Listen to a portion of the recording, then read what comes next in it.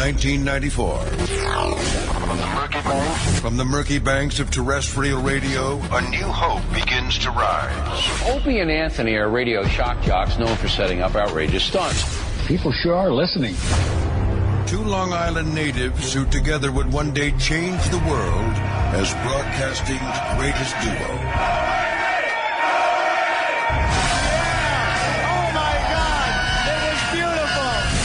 After 20 years, these children of the 80s have arrived. Their hugely popular radio show is not just in New York anymore. Opie and Anthony show. The hottest show there is. Through 55-gallon drums and wiffle ball bats. You're pushing it until you're comfortable. From mayors to mayor. It was an April Fool's hoax by two radio disc jockeys. With bottle rockets and bra bombings. And wieners and pigs. Opie and Anthony got their hands on the photo and tweeted it. Two men that have taken a box of cocks further than any. Well, these people will definitely stop. Guaranteed. Lift up the... They've met friends along the way. I have a raging hard-on right now. Can I please put my dick in your donuts? And through fines, scandals, suspensions, cancellations, and terminations, it's the one show that remains unscathed. Striking fear into the hearts of management everywhere comes a radio show that after 20 years remains above all else real. This is the Opie and Anthony Show. Is he an idiot or what? Let's get the show on the road. A lot of idiots in the news today. One of them being Jesse Jackson. Brother Jesse Jackson. He's an idiot. Charles Barkley is not an idiot. Excuse me. I was thinking Charles Barkley says pot made him eat chips. Is that? Oh, really? So what is that about? Yeah, really. Wow. I just read that cold. I didn't even. I don't know that one. It affects everyone that way. Yeah. Of course, everyone gets the munchies. Yeah, right. Huh? He's saying it in like pot is harmless. All it ever did was make me eat potato chips. Oh, I see. Yeah. It was good. It was a funny clip. Yeah, I think alcohol is way more dangerous than pot. Yeah. If you were asking me. Right. For a magazine article or something. I got into a little discussion last night. That would be for the article. Right. on Twitter with people that are like, you should talk about weed, and, a lot of the MMA guys smoke it, and it makes you fast. It keeps you fast and something like.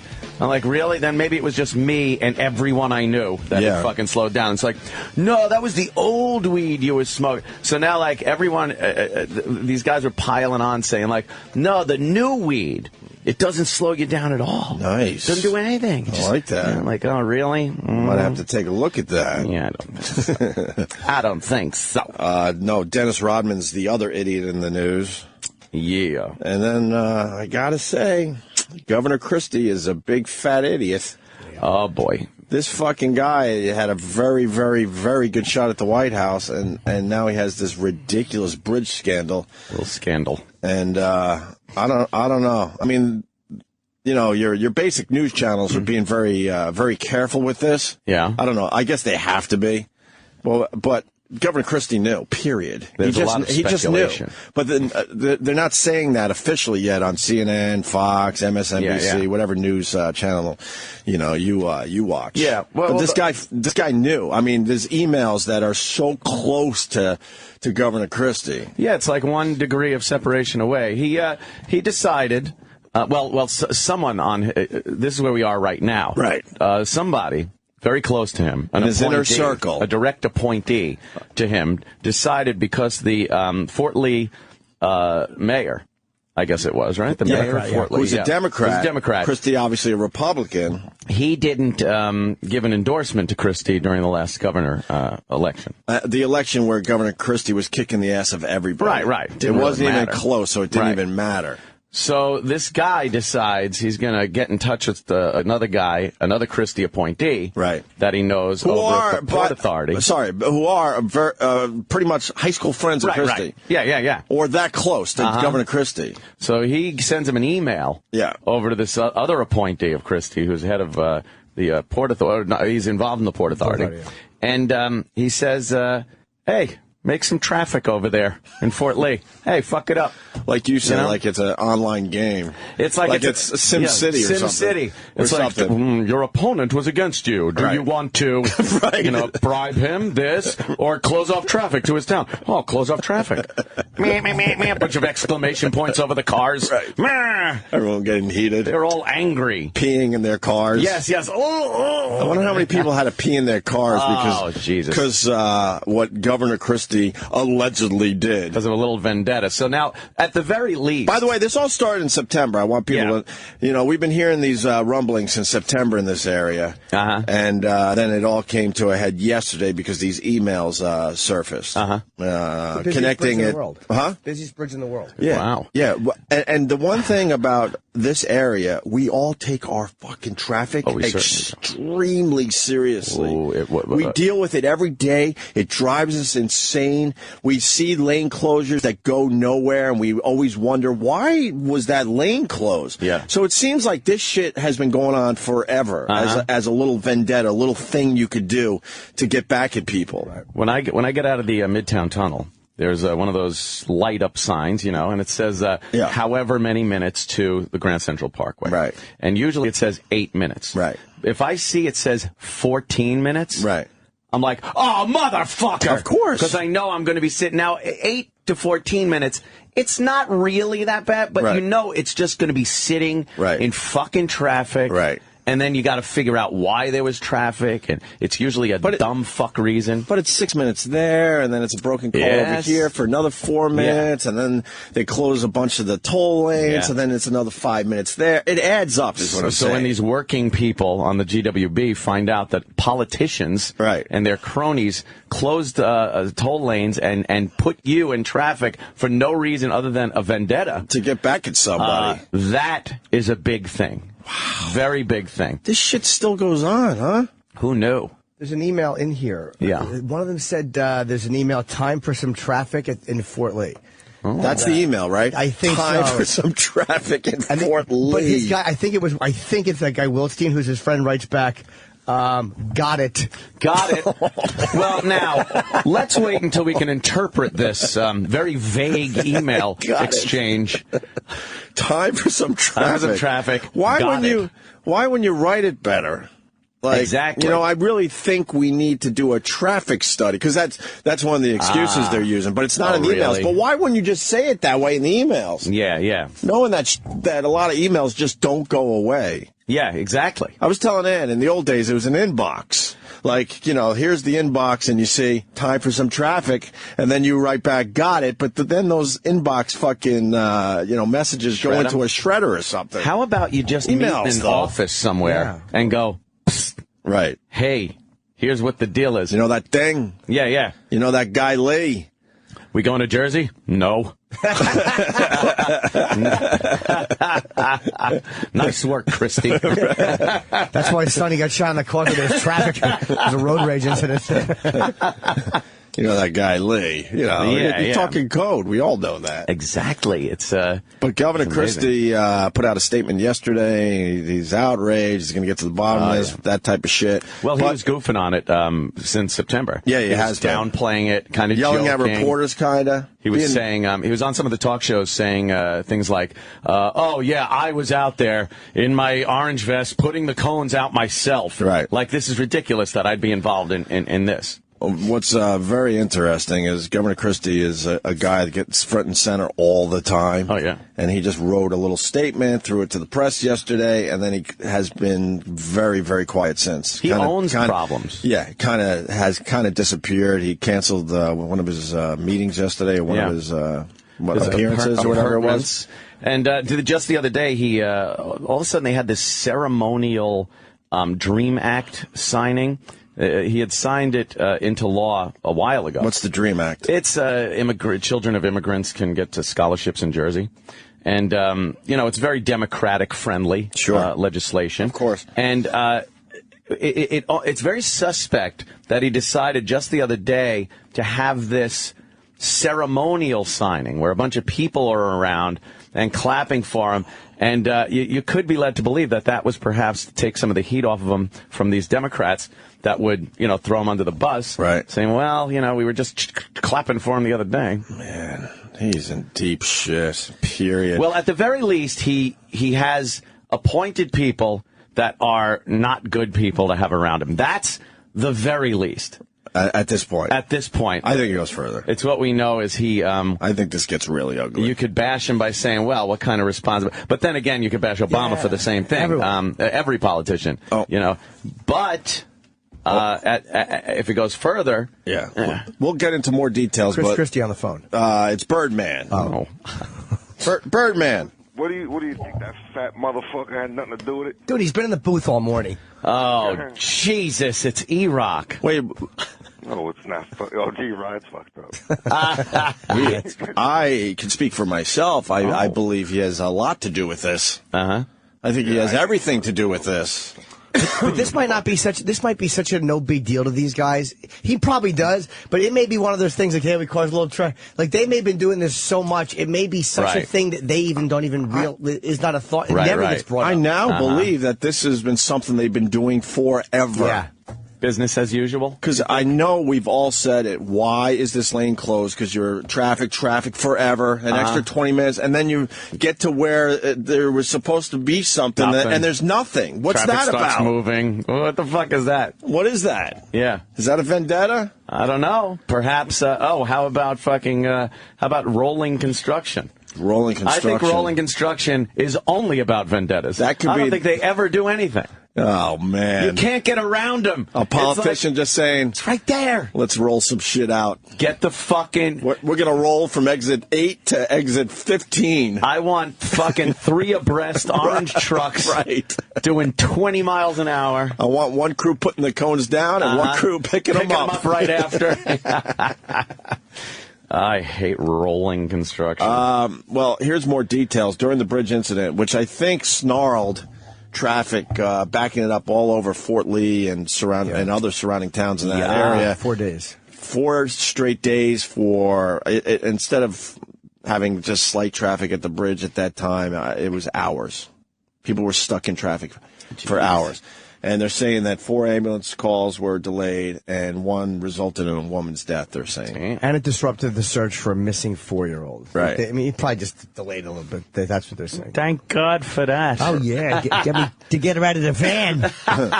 What were some of that stuff you were reading right before the show, Jimmy? These were emails that are, I guess... Blue Boy magazine? Yes. I was looking at Goofus and Gallant, not decide which one I'd fuck, remember?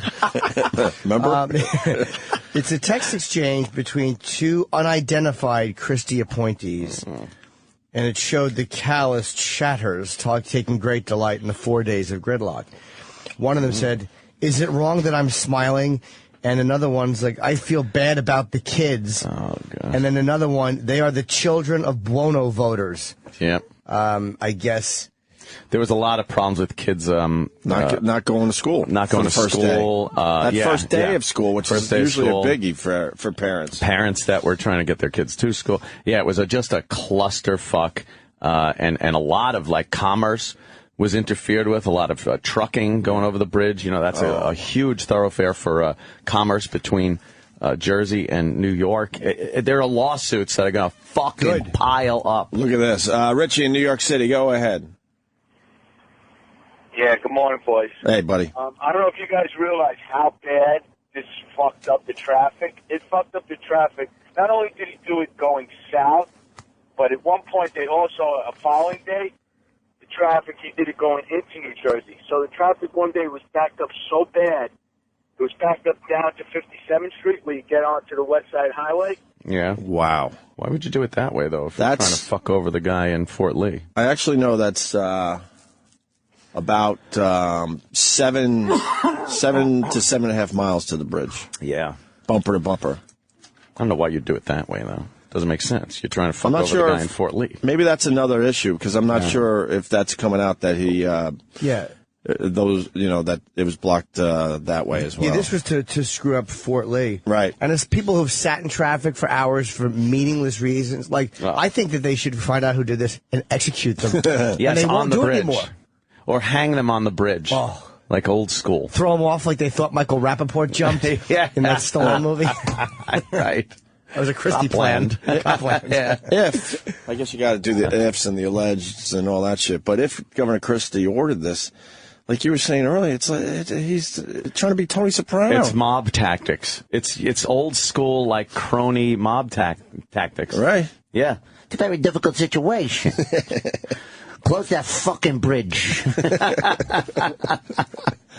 It really is. It's like, that is old school, like, boss hog shit. Well, you think it's old school, but I'm assuming that this shit has just always been going on. These little things that you could do to, piss off your political fucking, opponents. Hey, T, I blocked the bridge, T. I love that guy. Yeah, this is, he could be fucked in this one, especially if it goes any further. And this is death, and that's bad. Oh, boy. Yeah, they were hinting on one of the channels last night that, criminal charges possibly for people. Yeah. I would assume. Fucking with the 911 responders or whatever. Maybe that's what it is. Right. They said there were ambulances driving on the sidewalks. Just trying to get to where they had to be. Just fucking over your constituency like that. Yeah, fucking over. Nothing more than I'm insulted that this guy didn't fucking endorse me. That takes big balls. And they're using the word bully. Yeah. We all don't bully. We all don't like bullies these days. Christie's a bully. And you're, like you said, he's if he ordered this, he's pissing off his own people. And these are working people, fucking people that go to school. This is like the salt of the earth, Yeah, it was not just, we don't care about them. Republicans got affected as well. Yeah. Although you could take the Republican lane. I know they opened up one that was clear, that the easy pass lane? Smooth sailing. Nice. You had a big R on it, and if you have to be honest and stay in the proper lane. That Midtown Tunnel, I don't know what kind of fucking scam they're pulling over there, but there's traffic there every day. Yesterday, oh my God. Yeah, but it's always for no reason. I go through there, they stop traffic. Right. And I swear, this guy it looked like he was trying to set a record. How slowly can I cross this little fucking lane of the toll plaza? They don't understand people are like in a rush, trying to get to work. If you got all those toll lanes, they should be open at all fucking times. Every lane should be opened for every fucking hour of the day, period. You're trying to tell us that we don't pay enough fucking money to keep all the lanes open? Right.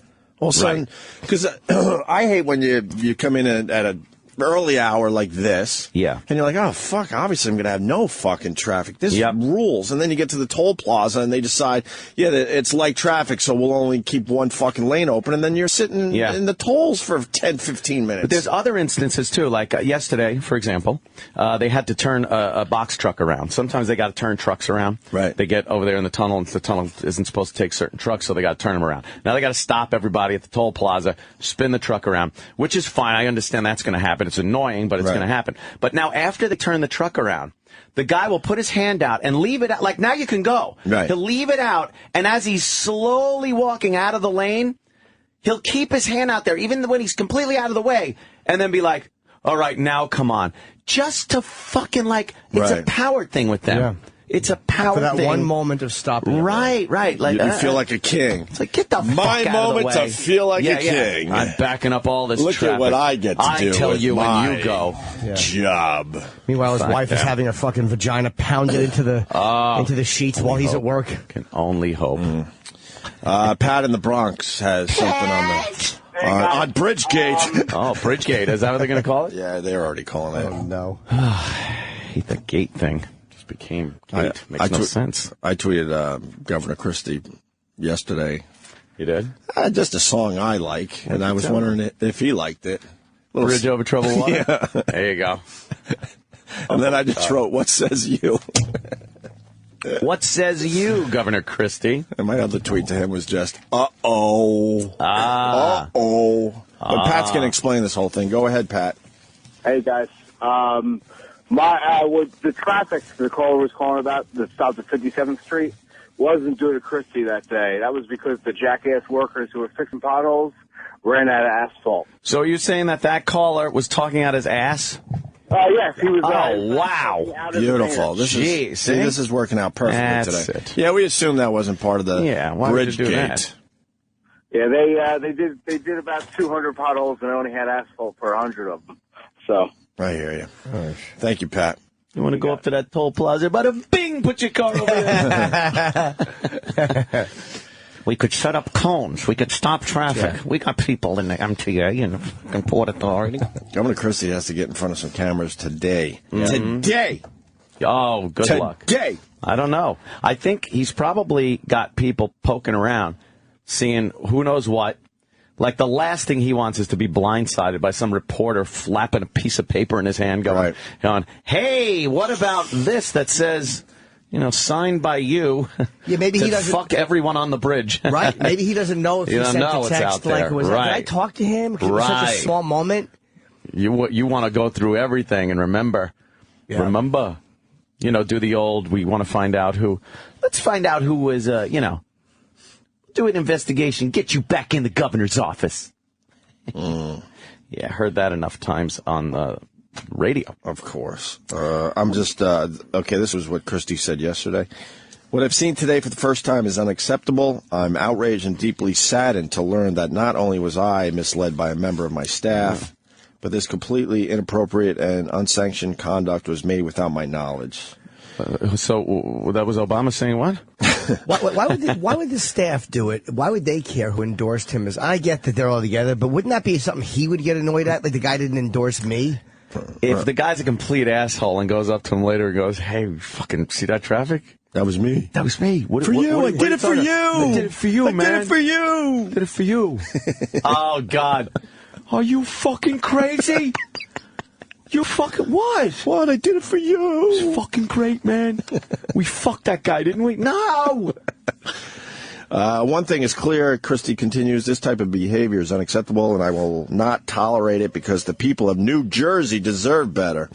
This behavior is not representative of me or my administration in any way, and people will be held responsible for their actions. And then he went away. The people of New Jersey deserve better? Like what, in every other state they don't deserve better than traffic when old ladies die? Well, we've dealt with that, right? Everyone thinking their state is the greatest. Relax. People of New Jersey have resolve. Right. Do they? New Jerseyans don't give up. What? Oh, God. New Jersey.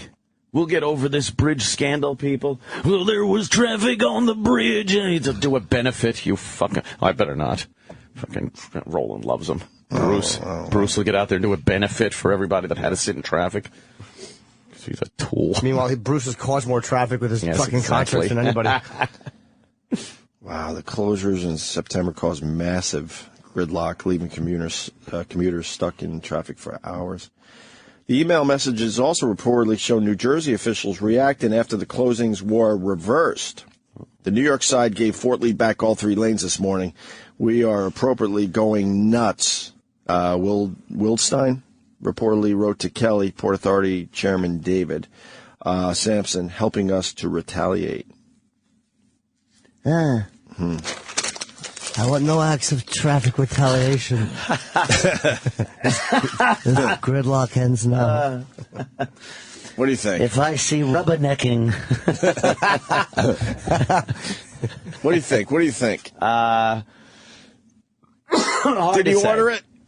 Hard to say. Hard to say, really? I can't even make... Man, I ain't even got an opinion. Well, you gotta have a motherfucking opinion.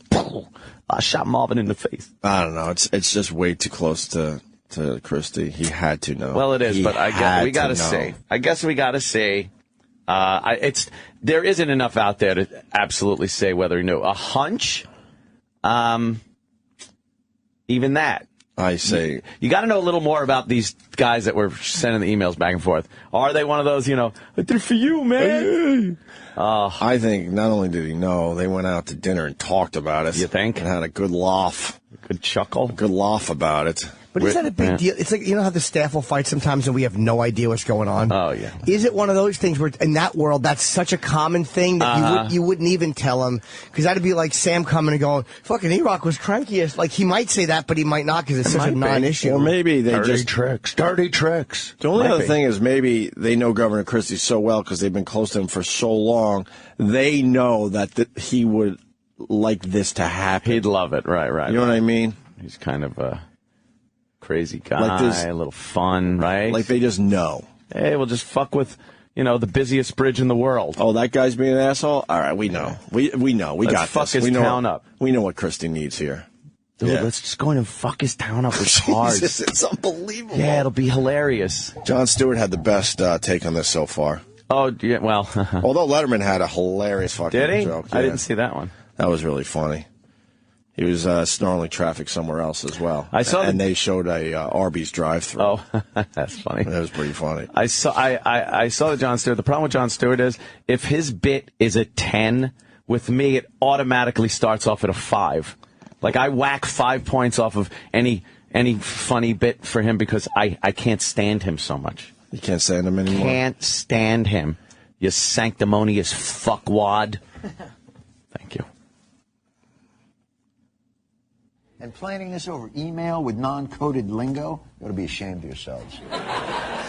Hey, why don't we create a traffic jam in Fort Lee as retribution? You're an embarrassment to dialogue. Here's how it should have gone. Hey, did you take care of that thing? Yeah, that thing? Yeah, I took care of that thing. Yeah, a good friend Lee? Yeah, he's constipated, all right. Yeah, no. Lee? Yeah, a good friend Lee? He's going to be backed up. Oh. That's good. There you go. That is funny, yeah. To make it so blatantly obvious in these emails and text messages, that's, wow. It's so bad for Jersey, too, because Jersey does have that synonymous with kind of bungling organized crime, a la Sopranos and stuff. So to do something like this, which is such a strong-arm tactic, it just, again, reinforces that whole Jersey stereotype. The only thing we haven't discussed, how did all these emails see the... Don't know. I don't know. You cannot email anything safely. You really can't. They surfaced. Emails always surfaced. They surfaced. So it always says emails surfaced. Oh, you don't want that. So there's a panicky Pete in that office. Live from the CBS. Whoa, live! What happened? Look at us. What's going on? Something surfacing? Whoa, I want to hear it. Live. What is it? Did sound Cast Center in New York City. This is CBS 2 News at 11. Wow. New details Sounds on the important. scandal surrounding traffic gridlock at the George Washington Bridge. A top aide to Governor Christie now implicated after emails reveal a twisted plot. Twisted plot. We should have used twisted plot. Damn it. Begin tomorrow, one day after these emails surfaced. The CBS 2's Jessica. That's old. We did all that. Wow. Yeah, we absolutely did all that. Dummies are still emailing. That's crazy. Oh, my God. You just can't email. No. It's on every channel. It's everywhere. Yeah. Even leading to a woman's death. So there will be hearings on the closures set for today. It's saying this morning you're going to want to hear that and so much more. Hour 2 for this morning with Joe Jones in Washington. Joe, what's the latest? Well, Chris, this started out as a hometown inconvenience story on a bridge between New York and New Jersey, but now it's become national news, all because of the newly exposed email traffic between members of the governor's inner circle, really raising questions about abuse of power and political retribution. This morning, the pressure is mounting. That's not the kind of leadership that New Jersey needs, and it's certainly not the kind of leadership the nation needs. The New Jersey bridge emails igniting a full-blown scandal with increasing calls for a federal investigation. Feds. More than enough evidence to warrant bring in the feds. An investigation. You're going to be seeing computers leaving the office. We need to know what this You never want to see feds carrying your computers. New revelations that the actions of the Christie aides may have put lives in danger, with EMS crews unable to reach people in need of emergency care. Wednesday afternoon, Christie released a written statement. He did not apologize, but blamed the problems on his staff. I am outraged and deeply saddened to learn that not only was I misled by a member of my staff, but this completely inappropriate and unsanctioned conduct was made without my knowledge. His administration is accused of shutting down several lanes of the George Washington Bridge for 4 days in September, causing major traffic problems in the town of Fort Lee. The mayor of that town had refused to endorse Christie. At the time, Christie's office denied any political revenge and blamed the bridge snarl on a traffic traffic study. I actually was the guy working the cones out there. You really are not serious with that question. But CNN obtained texts and emails that many say prove otherwise. Time for some traffic problems in Fort Lee. That email was sent August 13th from the account of Bridget Ann Kelly, the governor's deputy chief of staff, to David Wildstein, one of the governor's top appointees at the agency that controls the bridge. Got it, he replied. When the mayor of Fort Lee called about the gridlock, Kelly then emailed Wildstein to find out if anyone had called him back. Radio silence was the response. Christie's critics are questioning whether he was truly ignorant of the communications of his staff. They want an investigation. His statements and actions thus far have proven that he's not the straight shooter that he has claimed to be, and the questions require answers, and he needs to step up and face the music and answer those questions. There are tons of questions still out there. Hearings today, calls for an investigation. The other headache for Governor Christie is that he didn't know what was going on in his own office. And when it says he was misled by a member of his staff, the emails seem to suggest that others, including people at the Port Authority, may have had knowledge of what was going on. Kate? Wow. Joe, thank you so much for that. Let's talk more about this. Yes, Many thank you New Jersey that couldn't get their kids to school. This is the mayor of I Fort have to Lee. read this to you and get your response to it. We have David Wildstein, who since resigned, saying it will be a tough November for this little Serbian. Got a response to that? David Wildstein deserves an ass kicking. Okay? Holy shit. Sorry. There, I said it. Yes, you did. Governor Christie, who agree with that. You're also calling for an investigation, but will you be requesting a formal investigation? I will, of not only the U.S. Attorney for New Jersey, but the Southern District of New York and the Manhattan DA. Why? Why do you want the investigation? You don't think what you're going to hear from the governor at some point, I'm sure, and what you're going to get in these hearings will be enough? Well, there's certainly reasonable suspicion that criminal acts have been involved in not only abuse of governmental power for political purposes, we have reckless endangerment. We've actually heard that when our pictures have been up on there. It's not fun. No, it is not fucking fun, man. Enjoy that. We're looking at a criminal act. It's a picture. I know why that is, and so do you. Let's not pretend that it's because of the gravity of the issue. I thought I kicked all you orange cones out of here. The Star Ledger's editorial board writes this. His attempts to laugh this off now appear to be dishonest, though we can't yet be sure that he personally knew about the doings of one of his top aides. Either way, though, Christie bears responsibility. If it turns out he did know, he is obviously lying and unfit for office, let alone a 2016 presidential run. To school. That's an abuse of governmental authority. No one who runs is lying. Yeah. That's not politics. Yeah, you know what? I like how they are piling on this, but they're not giving.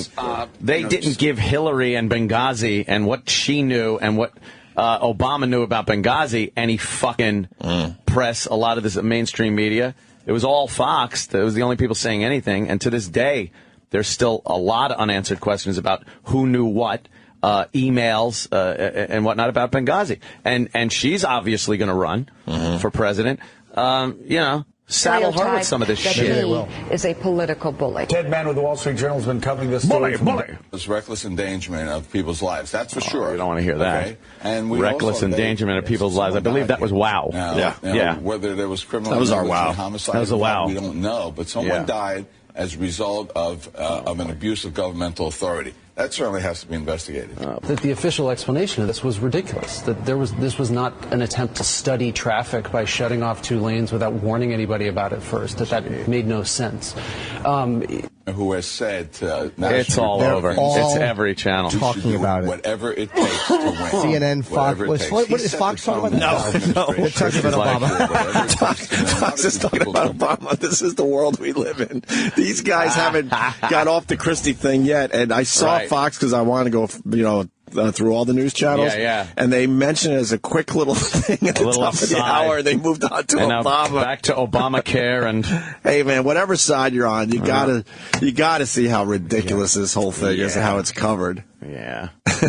They don't want to deal with the government. Look at welfare they're talking about now. Hey. And they're still on it on MSNBC. MSNBC, this will be the whole day. Of course. Reverend Al will say it was racist. We've seen are heavily redacted. What's her name? Fucking she'll lisp over it. Anyway. Oh, it's funny. Wow. So, There you go. We should take our first break. We got food. Food to eat. What's up with that, yo? Well, I'm more on the Governor Christie thing, but I think we did a pretty damn good job. It was concise. Yes. Yeah. We read the same statements. Of course we did. That was fun. And we did it first. And we made definitive statements on his Sheila guilt. Jackson. I love Sheila Jackson. Why would you like her? her? She was funny. Why? What's that about? I don't know. She's fucking infuriating. You don't like her? If I was in the privacy of my own home, you'd know how much I don't like her. Oh, really? Jesus. Would you make that? Would you verbalize that in your home? Absolutely would. I may when I go to the bathroom. We got Joel McHale coming in a little bit from the McHale's soup. Navy. Oh, from the soup and Community, I guess. Yeah. Yes. Who's Practical Jokers? Oh, Impractical Jokers. Yeah, those guys. They're fans of the show, and their show's pretty good. They just do jokes. The guys that get out on the street, they have hidden cameras, and they make people do shit. Oh, I've heard of them. Okay. Yeah. I've watched a few episodes. It's pretty good. Pretty funny. I saw that goddamn Bad Grandpa. It's pretty fucking funny. I am here. How do you see that? Okay. I saw it. No, the only reason I'm asking, I didn't. It's on demand. No, it is on demand. It is? Yeah. Oh, good. Because I want to see that. It's, I thought it was just going to be like a Jackass kind of a thing. And, shit like that. But it's weird. They kind of tie it into a story, a fictional story. But it's all the scenes are based on him fucking with people. I felt it was all. It looked to me like it was all faked. Yeah, but no, every single, even the scenes with people, I thought it felt fake. I don't think so. I don't think it was all faked. Like Borat. Yeah. Like the Borat movie. Yes. Like Whereas half and half. It's a fictional story, but it's not as detailed as the Borat story, so you could really get away with more with fucking with people. What scene did you think wasn't faked? Wasn't faked? Without giving away too much. Because I felt watching it, I was like, God, a lot of these people are not in on it, but enough of them probably are. When people would get concerned about him, like when the little kid or the little kid like would talk to older people, like when he was talking to the guy, you could hear that the guy was kind of like mic'd. Like it just there was whatever. I'm nitpicking. Yeah, it bugged I don't me. know. I found it funny, regardless. I you know what it was? It was good enough where I didn't give a shit if they were doing that because it was kind of a funny movie anyway. Yeah. I'm so glad he came in and promoted that movie on our show. That was terrific. Well, that's right. He didn't. But he wasn't here. What? Oh, that's right. I took pictures with him downstairs. Johnny Knoxville? Here. Yeah. What the fuck is wrong with some of these people? Well, he wouldn't come. Did he just do Howard or did he do... No, he wouldn't even do the after show. Why? He walked right by it. Why wouldn't he? I don't know. We've had him on a million times, like promoting really shitty movies. It's like saying he wouldn't even eat a hunk of shit sandwich. I mean, really, let's be real. Fuck. Wouldn't even do the after show. Like, who's shocked at that? It's going to send shockwaves through the entertainment industry that there is an after show. We've had him on the phone even. We have. Oh, now Dennis Rodman saying he embarrassed a lot of people. Oh, really? Well, you know what? Enjoy the shit that you got to deal with now. We'll talk about Rodman next. Let's eat. Traitor. Yeah. Rumor. I don't know if they ever proved that. What was that other one? Right. Because he was in a weird, bad place, but then the rumor was he got his shit back together and all that, but I don't know. I remember that one. Not uptight, not unattractive. Turn me on tonight, cause I'm a radioactive, dun-dun-dun, radioactive, dun-dun-dun. The Firm? Yes. Yeah, The Firm, right? Yes. Think of the Honey Drippers back in the day. There was a couple songs I didn't mind, actually. Yeah. He had a pretty good resurgence in his career right there with those dumb Honey Drippers. Absolutely. Yeah. And he pulled his vocals way down because that was a problem with him. He could never hit the notes that he could that were on Zeppelin songs. Right. He just couldn't do it. Right. Coverdale could. Right. So then he got the Honey Drippers and decided I don't have to fucking do these crazy high notes anymore. I don't think anyone called us out. I think it was Coverdale Page. It was Coverdale Page. Sorry. Yeah, I said Coverdale Plant. That was the other side project. I knew it was Coverdale Page. So Page. this fucking Jimmy Page, who I fucking love, he's a rock god.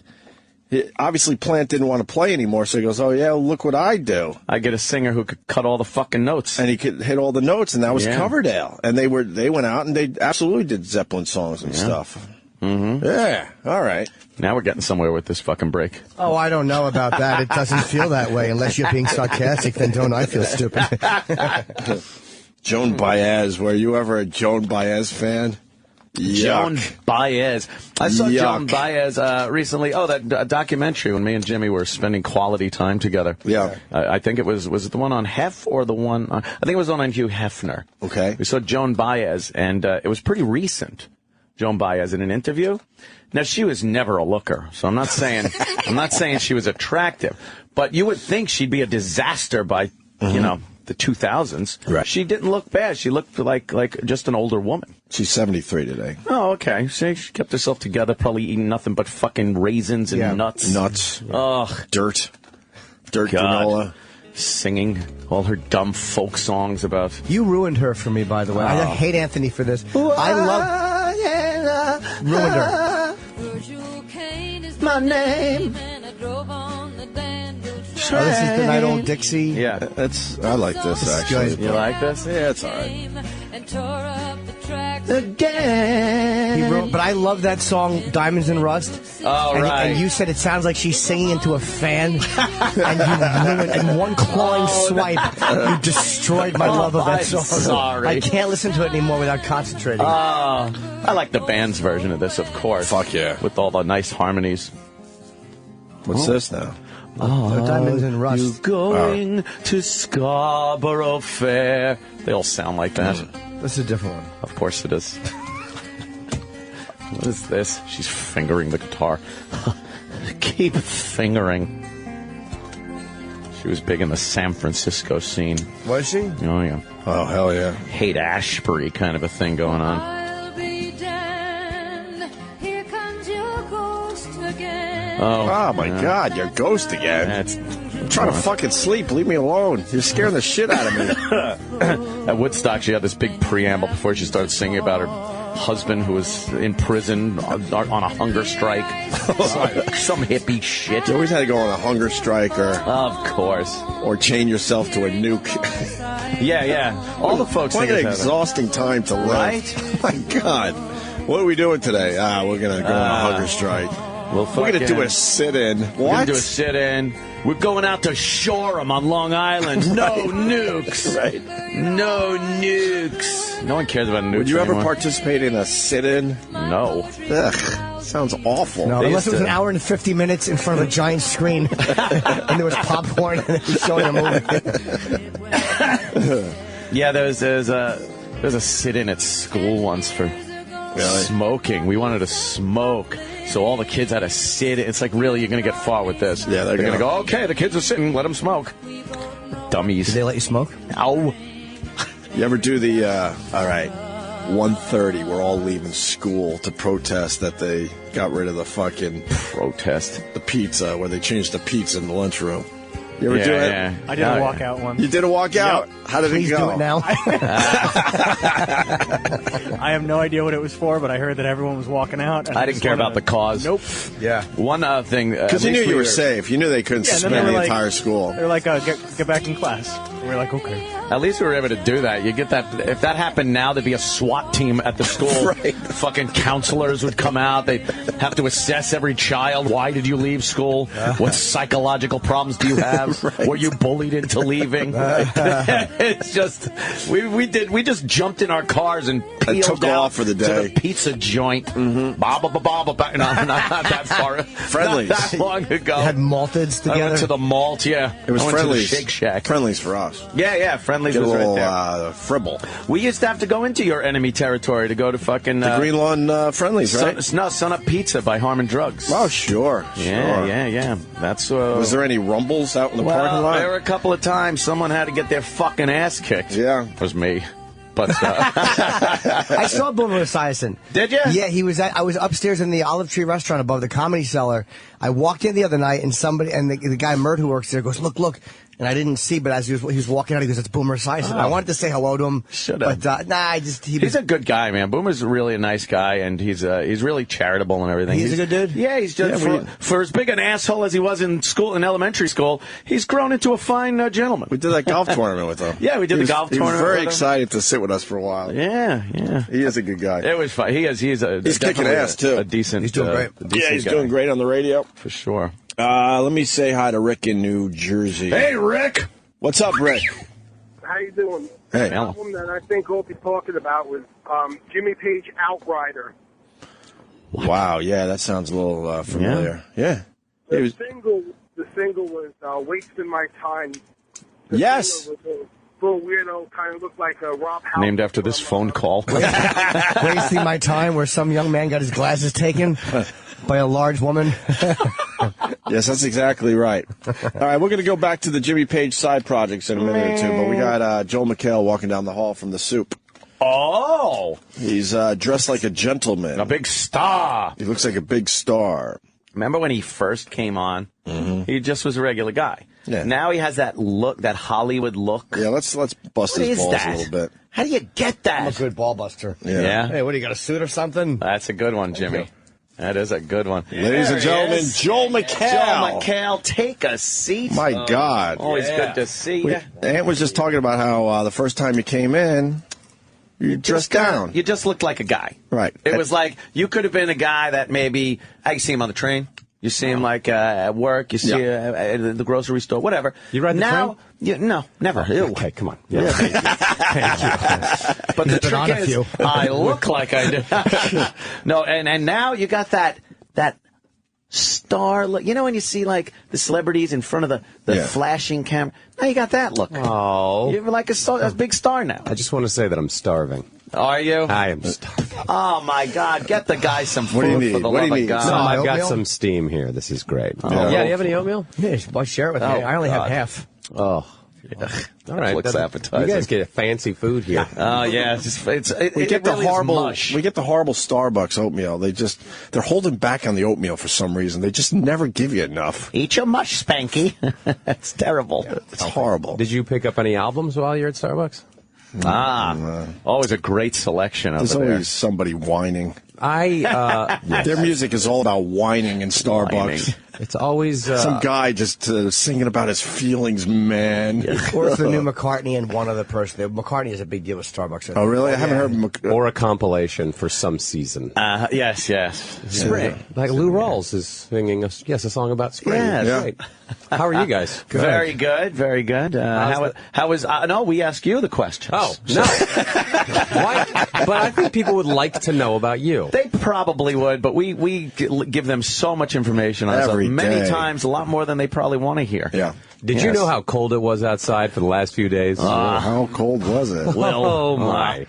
And I will say, I didn't see any homeless people hardly this week. Yeah. And that is cold. So one good part of the cold, right? Yeah. Boy, Ant. Way to Gets bring them him out. Oh. Gets them out.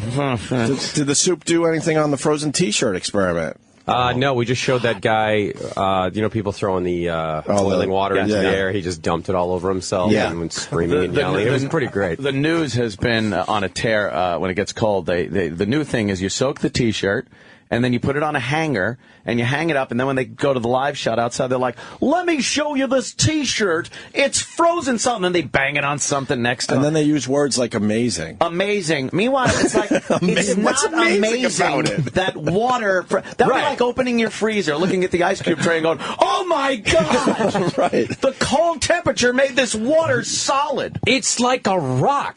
It's a rock. It's no longer liquid. And then meanwhile, back to you for real news. And then meanwhile, I saw, Chicago, they had an aerial shot, and of course the lake is frozen solid. Right. That's now, pretty amazing. That's amazing. Because that doesn't happen billions like that, of right? gallons of water. But you have to hire a helicopter to get up in the that air. is true. Well, It's look a at little this rougher than the amazing thing T-shirt. happening. A canoe guy on the ice. Well, what's he doing? I don't know. Is he saving someone? How about Saving a dog or something. The boat that was caught in the ice? Remember how that was the number one story? And they were like, now it's cold, forget it. I don't care what happened. We don't care because it's cold everywhere, so screw them. Whatever happened to it? It was freed. I didn't know the story was existing until they said the boat is now out of, where was it, like in the Arctic The somewhere? shorts, Yeah.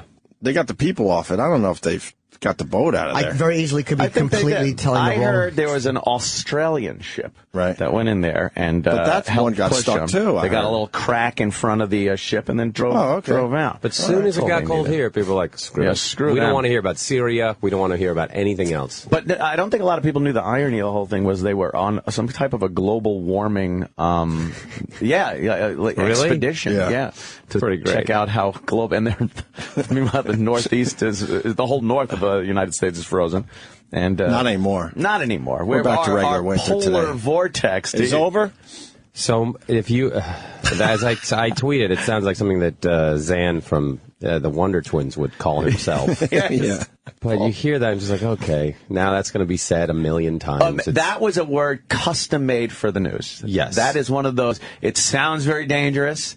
It's a vortex. It's very cold. Mm-hmm. It sounds like the X-Men. That yes. sounds like something you would make. That you could make with your hand. What can you do? Well, I'm Wolverine. I do that. What do you do? I put up polar vortexes. Whoa. They will have that thing at the end of the year next year where it'll be like, well, most popular phrase this year. Polar vortex. Who would have thought that? A new phrase added to Webster's. Last year it was selfie. You know, some scientists probably said it very casually, like, it's probably a polar vortex. Yeah. And they're, oh, thank you. right, thank you. Some guy tearing some copy off a machine, and his ear went up like a dog when they hear a whistle. They run right to the graphics department Joan to get that nice graphic. Just running through. And some swooshes. We said that first. I swear to you, we said it first. Don't say we said, Oh, they don't even care, because every channel's doing the T-shirt experiment. Yeah. How was your New Year's? Not even an experiment. They're calling it the T-shirt experiment. Water freezes. How was your New Year's? It was exciting. Not you, Jimmy. Did you do anything fun? Were you part of any... We had some people over with kids.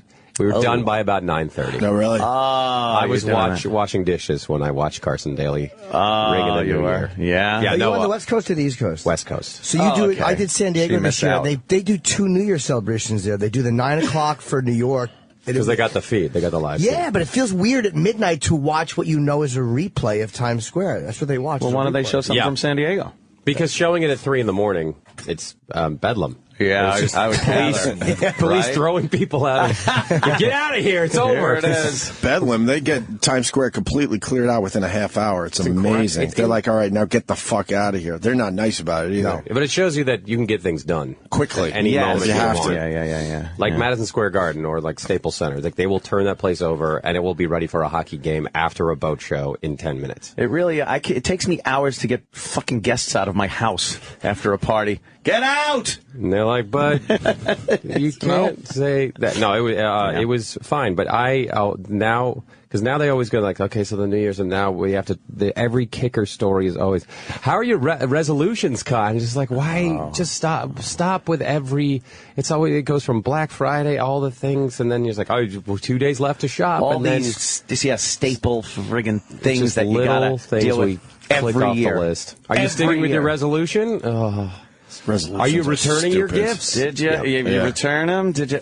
And what's the next one we have? Did you see the groundhog? He saw a shadow. That's coming up soon, right? Oh man, what dull existence! A lot of markers. There's a lot of little markers that show life markers, and you better be doing something fun in between them. Yeah. The number of times I've been asked about what my resolutions are, I was just like, well, Joel, do you have any? Spitting on reporters, it's weird. That's a good stupid resolution. That's a good resolution. But I have to. Cup a good one. I have to. It's part. And do you know a loogie will freeze in this temperature? Let's. I've covered a T-shirt in loogies. Loogie. I want to see. That's thoroughly disgusting. Did you guys have good news? It was wonderful. I had the exact same one you did because I got the kids. See, but I just read your one sheet. Screw all that. You went to Paris for Thanksgiving because your wife won a raffle. She won a raffle. A raffle. Yeah. She literally was at an auction. She bought a raffle ticket and we won. An 8 days in an apartment, and it wasn't a scam. It wasn't. No, and I told. You didn't have to sit at a timeshare meeting. Yeah, well, I didn't. We don't have to do anything. I was like, they're just going to give it to us. Wow, it was great. Was airfare awesome. included or no? That's where they get you. It killed. Yes, that was horrible. That's where they get you. You spent some of that community money. It was worth. I don't know. We just said screw it, and it was the only week available was of course Thanksgiving. So we thought this is great. We don't have to be with our families. How'd they fly you over? No, we flew ourselves. We rented a crop duster. All right. Well, that's good. We just Paris over. Yeah. First time there? Second time. Retracing Lindbergh's route in the same plane. Yeah, it was harrowing. Yeah. No, we brought the kids and we tried to show them this was culture. And all they wanted to do was go to the Lego store. Is there a big Lego store there? No. No, but they You had to checked find every the store Lego for Legos. Oh, my kids and fucking Legos. Because I know through my niece and my nephew, actually, loves those damn Legos. They are, who would have thought? My kid did his first fucking Lego thing. Yeah? What is it? The train from Toy Story. Yeah. Actually, I did it. Oh, you Yeah. did? I said, fucking at least do this thing. This Just thing wait you could do. till you get to the Star Wars Legos. No way. Yeah. We got the 3,500 piece Wow. Superstar Destroyer. How much was it? Like $400 bucks? Wow. My mother-in-law got it. Yeah, it's not cheap at all. I got the walking AT-AT and in Lego and the Millennium Falcon. In Lego? A big Millennium Falcon. Yeah. Wait, for My yourself? girlfriend wanted it years ago. All right. Now we know what we're going to talk about. And you're not far off, by the way. Yes, but she didn't quite make the ages.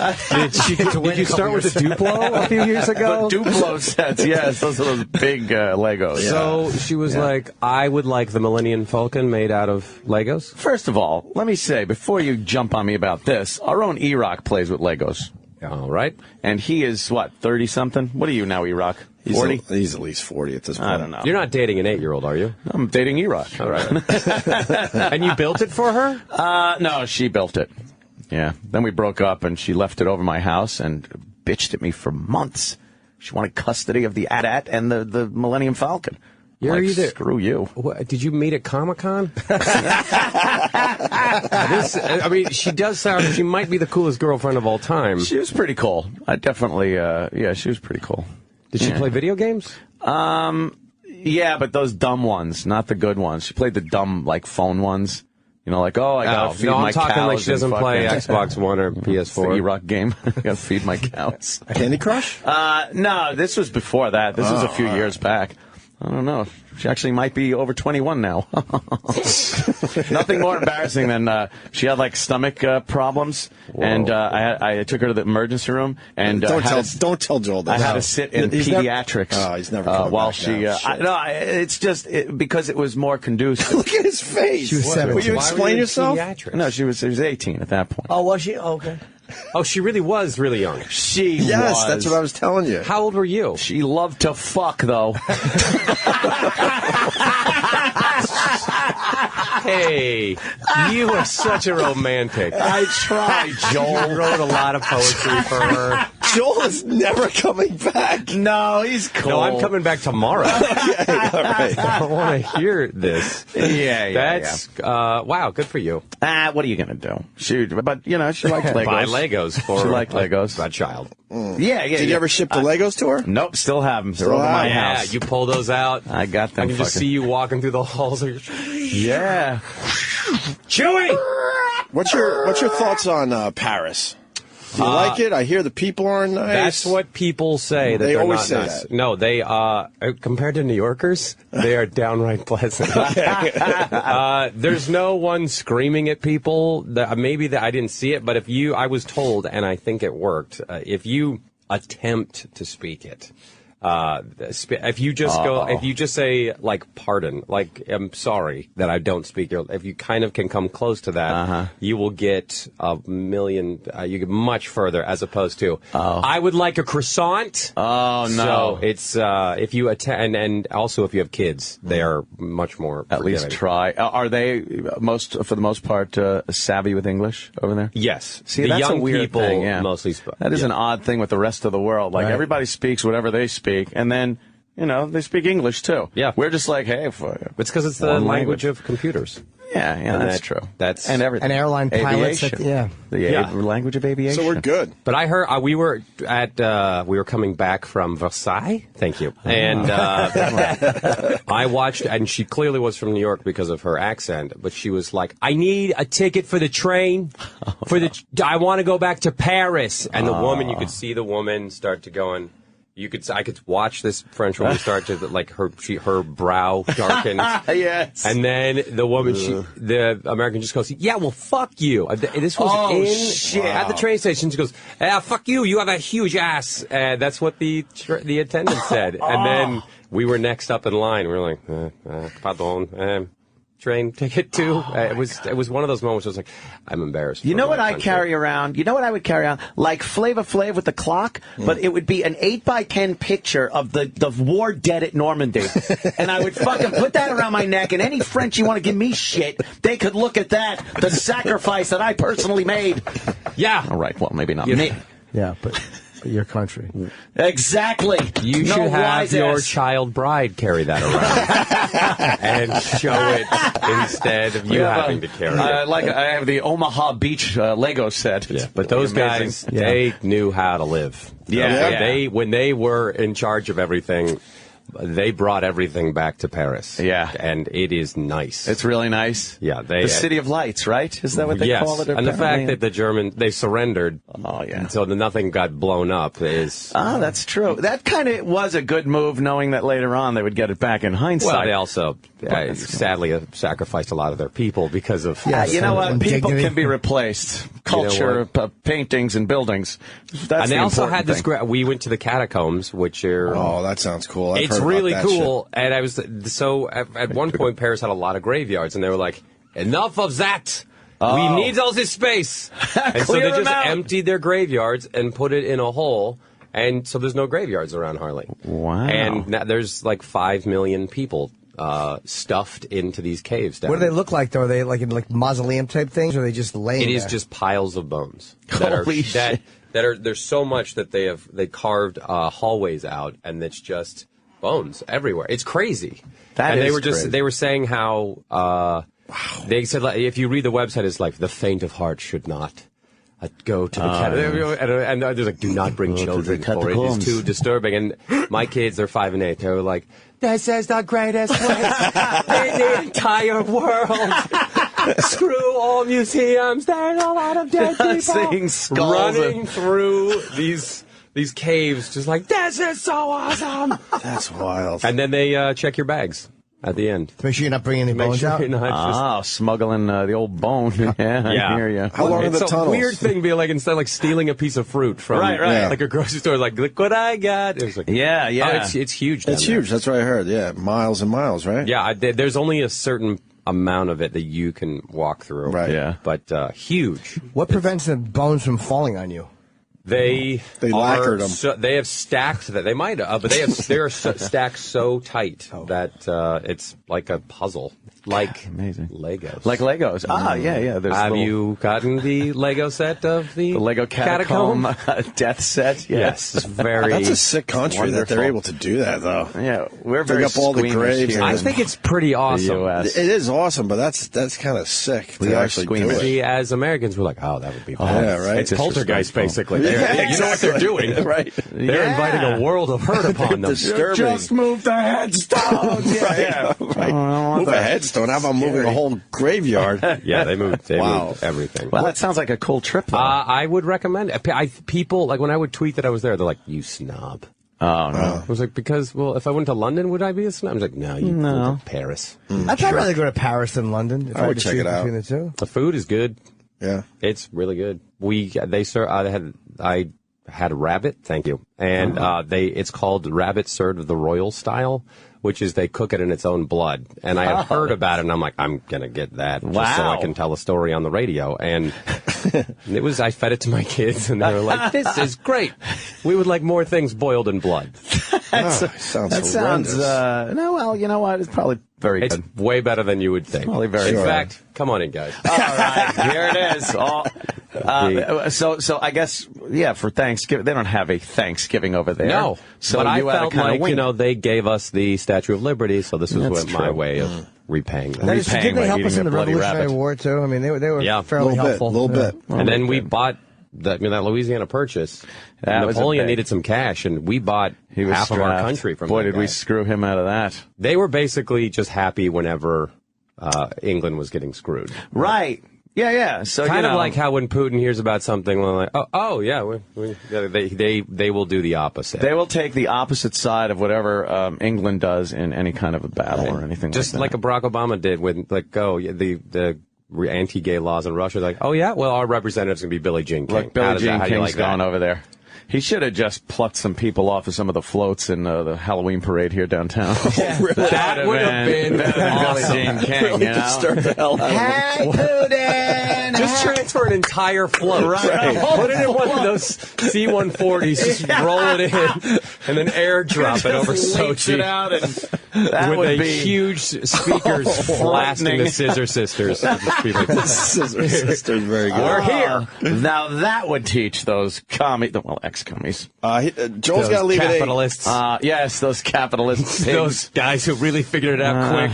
Damn. Joel's got to leave at 8 for Kelly and Michael, but we definitely want Kelly and Michael. got to talk nice. about Community a little bit. Coming back for season 5. Congratulations. Yeah, we man. started last week, thank God. I did notice, too, and I don't know how long it's been syndicated, but I see it on other channels. It just started last September. All right. That's bad for the money, though, because you don't make anything.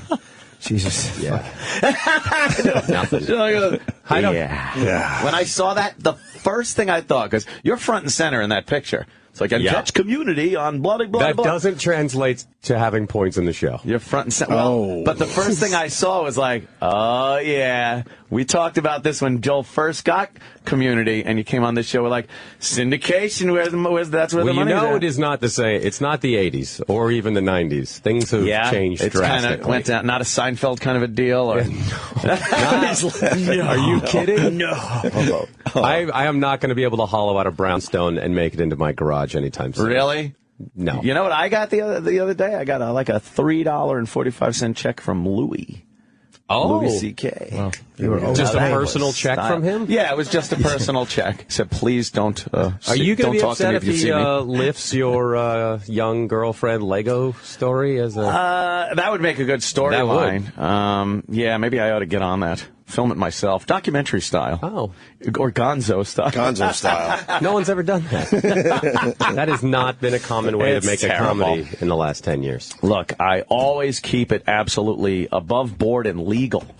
Right. Yes, but what country? I know all the He knows all the local laws. Depending upon... I know. That's why you take so many trips to Thailand. Well, if you want boys. Oh. I know, that's terrible. Is Chevy Chase still on the show? Hell no. He's gone. Okay. He left last November. And you guys survived it, which is beautiful. Yeah, that is dealt with next week. And you'll Oh, really? Yeah. Oh, boy. Okay. And Walton Goggins from Hope he goes out in from style. Justified and Sons of Anarchy is part of that episode. But tonight is the Ass Crack Bandit. Ooh. And I joke not. Now, that sounds like an interesting little title. Someone at the school, when you lean over and like to put your bag away, they are dropping quarters down people's asses, and you would think that it was basically the movie Seven. That's how it is treated. It's as much as a murder. Right. So, well, in this day and age, that could be misconstrued as some type of abuse or sexual misconduct. Donald Glover's character, after he's been ass cracked, is like shivering. He's like, "Hey, the quarter touched my butt's lips," and so that's the sort of stakes that we have on at 8 o'clock. That's tonight. good. 8 o'clock tonight. How's the work environment this year compared to last year? Well, having Dan Harmon back, our showrunner, who was not with the show last year, it's like the greatest, loudest cough in the history of radio. No, really sounds terrific. I hit the cough button. Yes, your cough button turns it up. Yes, maybe that's that moment it. Maybe the volume goes up. The scripts were just dynamite, and that alone, having like this very clear direction, because the show was created by him, it's always been in his head, and so having that really changed things. But I'm saying, is it better? Is it harder to work with Chevy or without him? Do you miss working with him? Well, he didn't want to be there, and that was evidenced by the 13 or 14 articles in the Nikki Fink or Hollywood Reporter or whatever, when he would say he didn't like the show, and then he'd say he liked it, but often he would say, he didn't want to be there, and that made, when someone doesn't want to be there, it's quite clear. Does he want to be anywhere? I don't think so. We've heard the stories over the years. Yeah. What's his problem? You got a primetime gig on a major network, on a show that's doing well, that the critics love. The critics absolutely love it. A great quote by you, by the way. I don't know if you saw the Dungeons and Dragons episode. Your girlfriend probably did. Probably, yes. But he was terrific in that. He played this incredibly good villain, and Yeah, he just didn't. So what is he doing now? Unknown. There's a history there. There's something wrong with We that guy. once in a while will text each other, but I don't know what he's doing. I got to ask you something, though, about the soup. Yes. How excited are you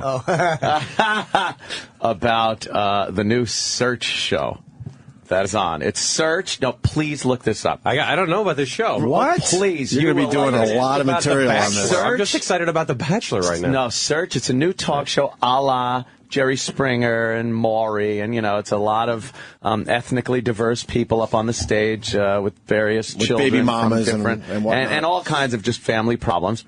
Oh. Search is the guy that was in Third Base, the white guy that was well, white guys, but with the fade and the glasses. MC Search, he's up there now. Depending on who he talks to, he's either a Jewish accountant or a hip hop star. Based on who he's speaking to. It changes inflection, yeah. He'll look at the camera for a commercial break and be like, "Don't go nowhere." like serious. It is a train wreck. You will love it. Please get it on the soup because thank you for it is a good one. Is it local or is it national? I think I think it opened up in L.A., New York. They tested it out, but it did well in the numbers over the past couple of episodes. Just started. Brand new show. Brand new. Yes. I'm sure somebody in your staff is looking. There he is. This guy. He's like, I'm from the. His intro is great. If you can find his intro and just play it. I'm from the streets. Yeah, here you go. I'm from Brooklyn. Yeah, you'll love this. See if this could work. My name is Search. I grew up in Far Rockaway, Queens in New York. Was raised by my parents, but later grew up in the streets. What does that mean? The streets taught me about instinct, one or the other, survival, and finding hope when all you saw was hopelessness. My family instilled in me values like have integrity over everything. Help others even when you can't help yourself, and always keep it real. Always keep it real. That helped me survive when I started my rap career. They called me Search because I was always looking for the answers. I want to do this show because I want to help people sort out through their conflict and get back on their grind in a better state of mind. You feel me? Let's get it popping. Today on Show. But let's get it popping. But then it's the regular Jerry Springer crap. Then it just looks like every other show. How did we miss this? It's fantastic. And then we did research. We did research. He didn't grow up in the streets, and he went to a privileged high school. He went to the Fame School. He went to Fame. Well, but there was a time when he had to walk from his home to the privileged high school. That's true, and that's technically there would have been a street. That's the streets. I grew up with my parents. I went to Harvard. I got the. And then I was in the streets. Yeah, so please, a little gift. Oh, we're just gonna. It's 43 minutes long. We just run the show. The show.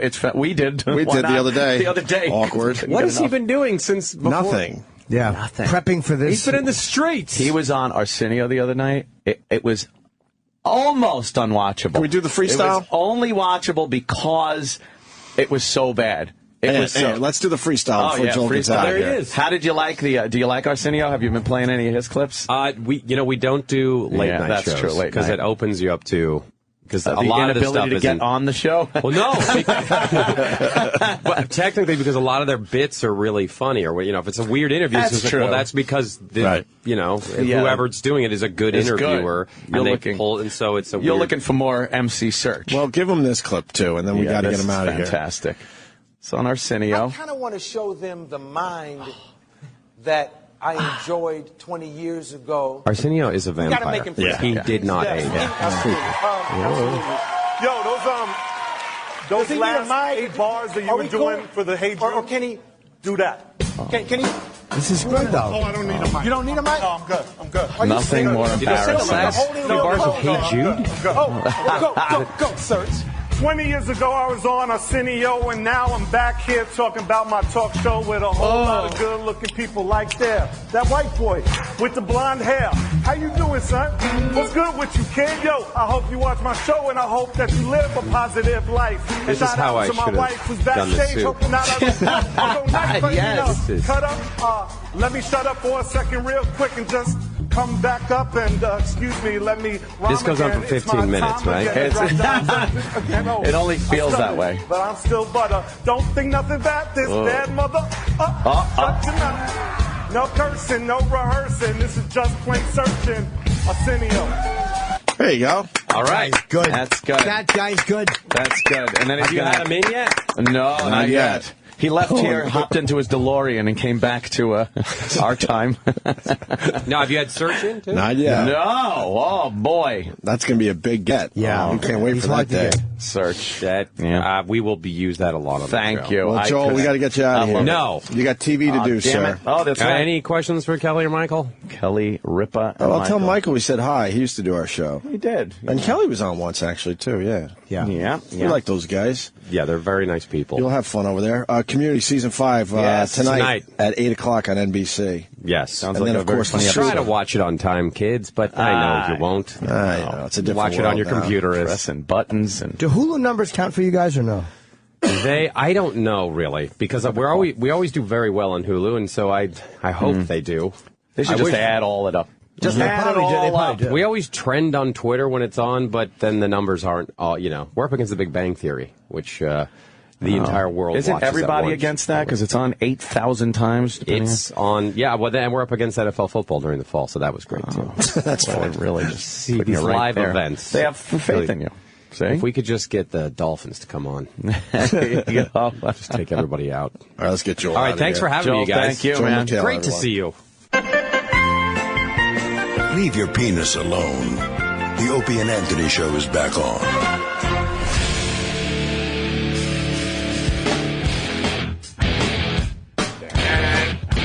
I want to thank Joel McHale for stopping by. He's been a friend of the show for many years.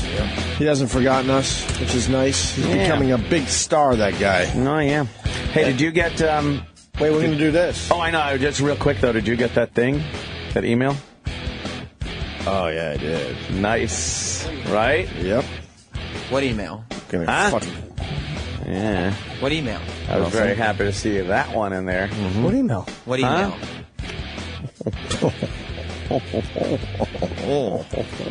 What did it say?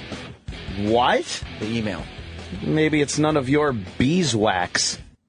That's what I say.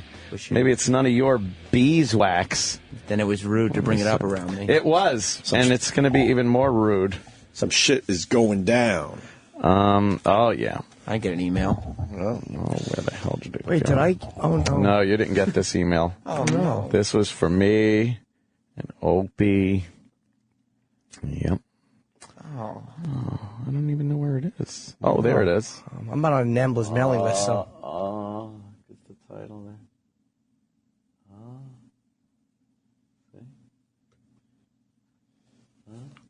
Wait, is there a real email? Yeah. I thought we were doing a Christie bit. This one. I wish I knew what it said. I can't see. You can download. I didn't get that. That's You a good one. motherfucker. That's a good one. I thought we were doing a Christie bit. No, I swear. Well, fucking send that email. I could forward it to you. Who gave that to you? Let's just say the guy. Oh, I bet I know what that email Well, you is. probably do. Yes, I do. Wait, the guy. The J? No. You know that guy? I You don't know that guy? You're doing air writing and it's not going well. I thought you had this guy's email. Let me see. See the name from? I do. Yeah. Well, he didn't send you? Hell no. Oh, shit. I think I got that email. You got this one? You didn't get that. Oh, yeah, I got that. Damn! Oh, yeah. I didn't get that. Why didn't I get that? Wow. It was a good email.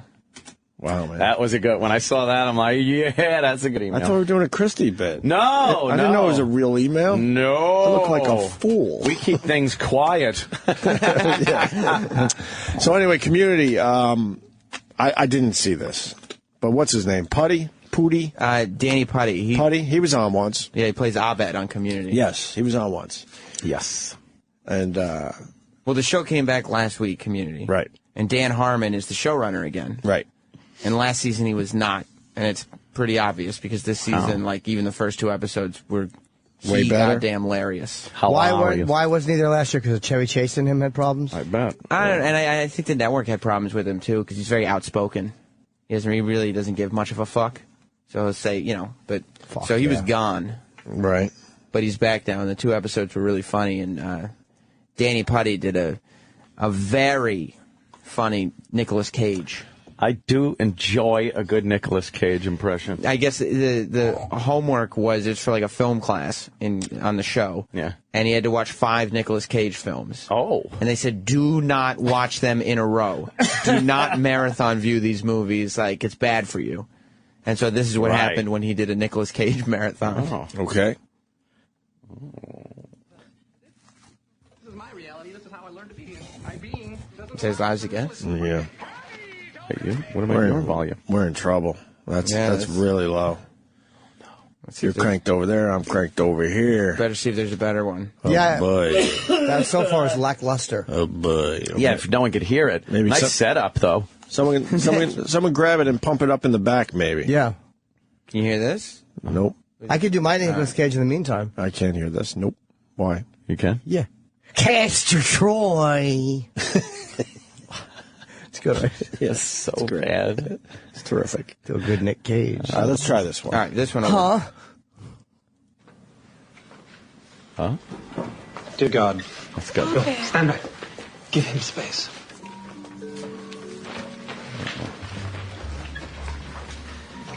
Nicolas Cage, good or bad? A challenge, certainly, but not unsolvable. Because all actors have distinct values, which I use to find answers. Abed, how much Nicolas Cage did you... Enough! I watched enough to find the answers. Because this is my reality. This is how I learned to be. And my being doesn't allow for Nicolas freaking Cage, okay? Oh, yeah! Oh, yeah! Oh! Oh!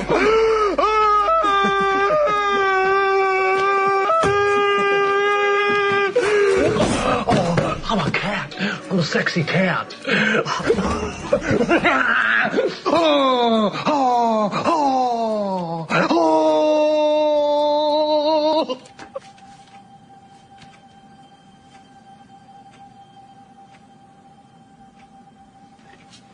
Ahmed, think of something safe like Holly Hunter or Don Cheadle.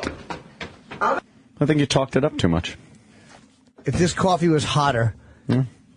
How is that not funny? I liked the initial thing, but then it wasn't. Travis, what say you? He didn't do the voice. It's hilarious. I completely agree with Sam. When I saw this, I thought it was one of the funniest things. He didn't do if he would have just talked like Nicolas Cage, but he didn't. Yeah.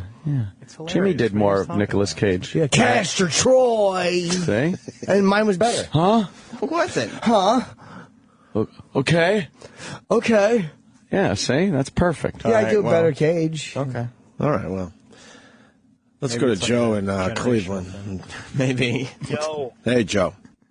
First, I want to tell Jim Norton I laughed pretty hard at the Nambla mailing list joke that bombed on the show, but I thought it was hilarious. The what? The other thing...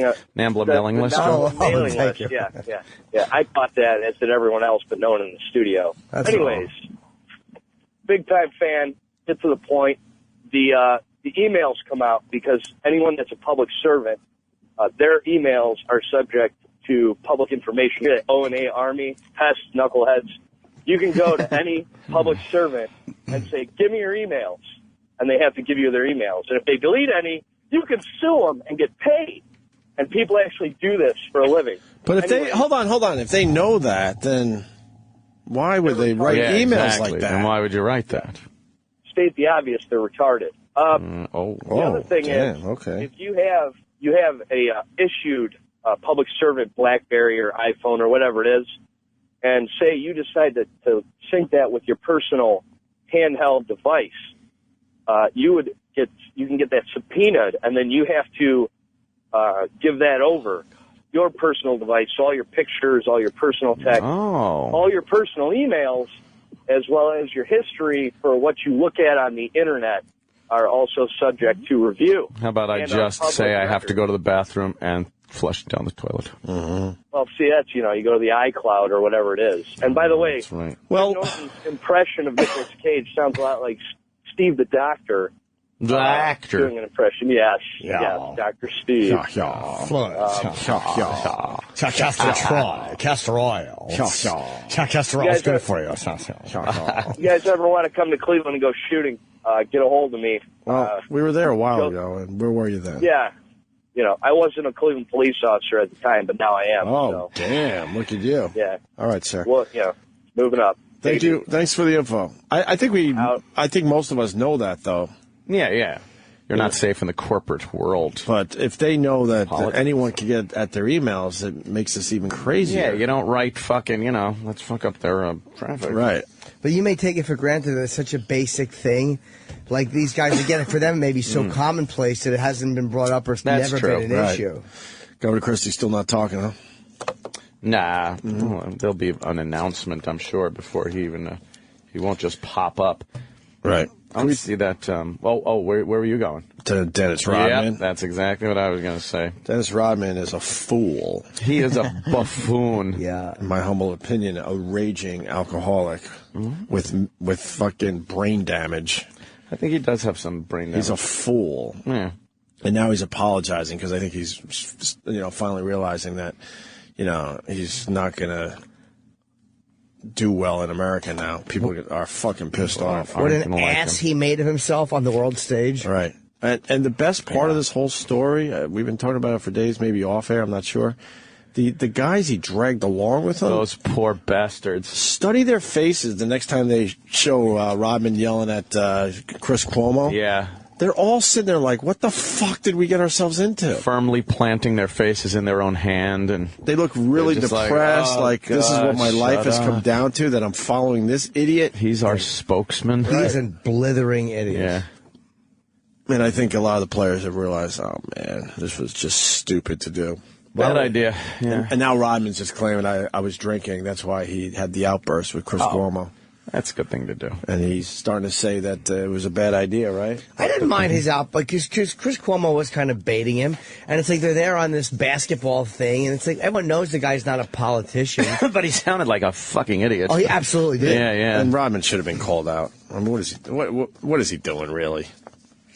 Seriously, he just likes the attention. Yeah, that's why he keeps going back there because that's all he's got after basketball. Yeah, it's like the whole North Korea thing worked for him. So I think this is his third time back already, right? I want to go. Is it third time? Wow. I believe so. You want to go to North Korea? Yeah. Do we have him singing "Happy Birthday"? Play badminton. Do a little stand up. Oh, maybe he's embarrassed about that too. Ooh. Imagine if you became like the biggest stand-up in North Korea. Yeah. They just love you. And because Kim Jong-un lived for my big clit jokes. Let me. Rodman, sorry for outbursts. Is there an apology on CNN right now? I'm seeing on their website. I should have said on the front page. There's a statement. Oh, that's just a statement. I don't think he did a video one that I saw. Oh. And you know that you know how sad it is that Rodman's team, we said this to, they lost. Oh, right. It's sad because they knew they had to lose the game. You got to throw that game. What are you doing? Yeah. And Rodman was playing in slow motion. The whole team was playing in slow motion to let the North Koreans win. They have to win. Because some of those guys are still in relatively good shape. But Rodman was huffing and puffing even though he was playing in slow motion. Yeah? Yeah, what do you got on this, Sam, over there? We got him singing "Happy Birthday." We got the little Jesse Jackson. Yeah, we got to do the Jesse Jackson. Jesse Jackson's an idiot, too. Yeah. He's kind of like supporting Rodman for going over there. What's wrong? But first, here's the awkward. Most people have heard this by now, but me will have a couple things to say about it. Dennis Rodman singing "Happy Birthday." Where is Kim Jong-un? Is he there? I think so, way up in the box or something. I don't think they actually like hung out this trip. Oh.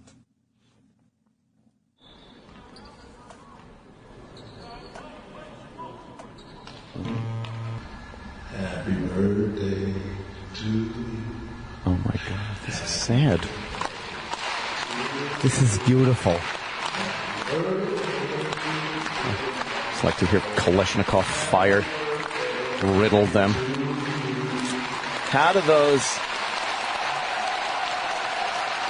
Oh, look at them Koreans.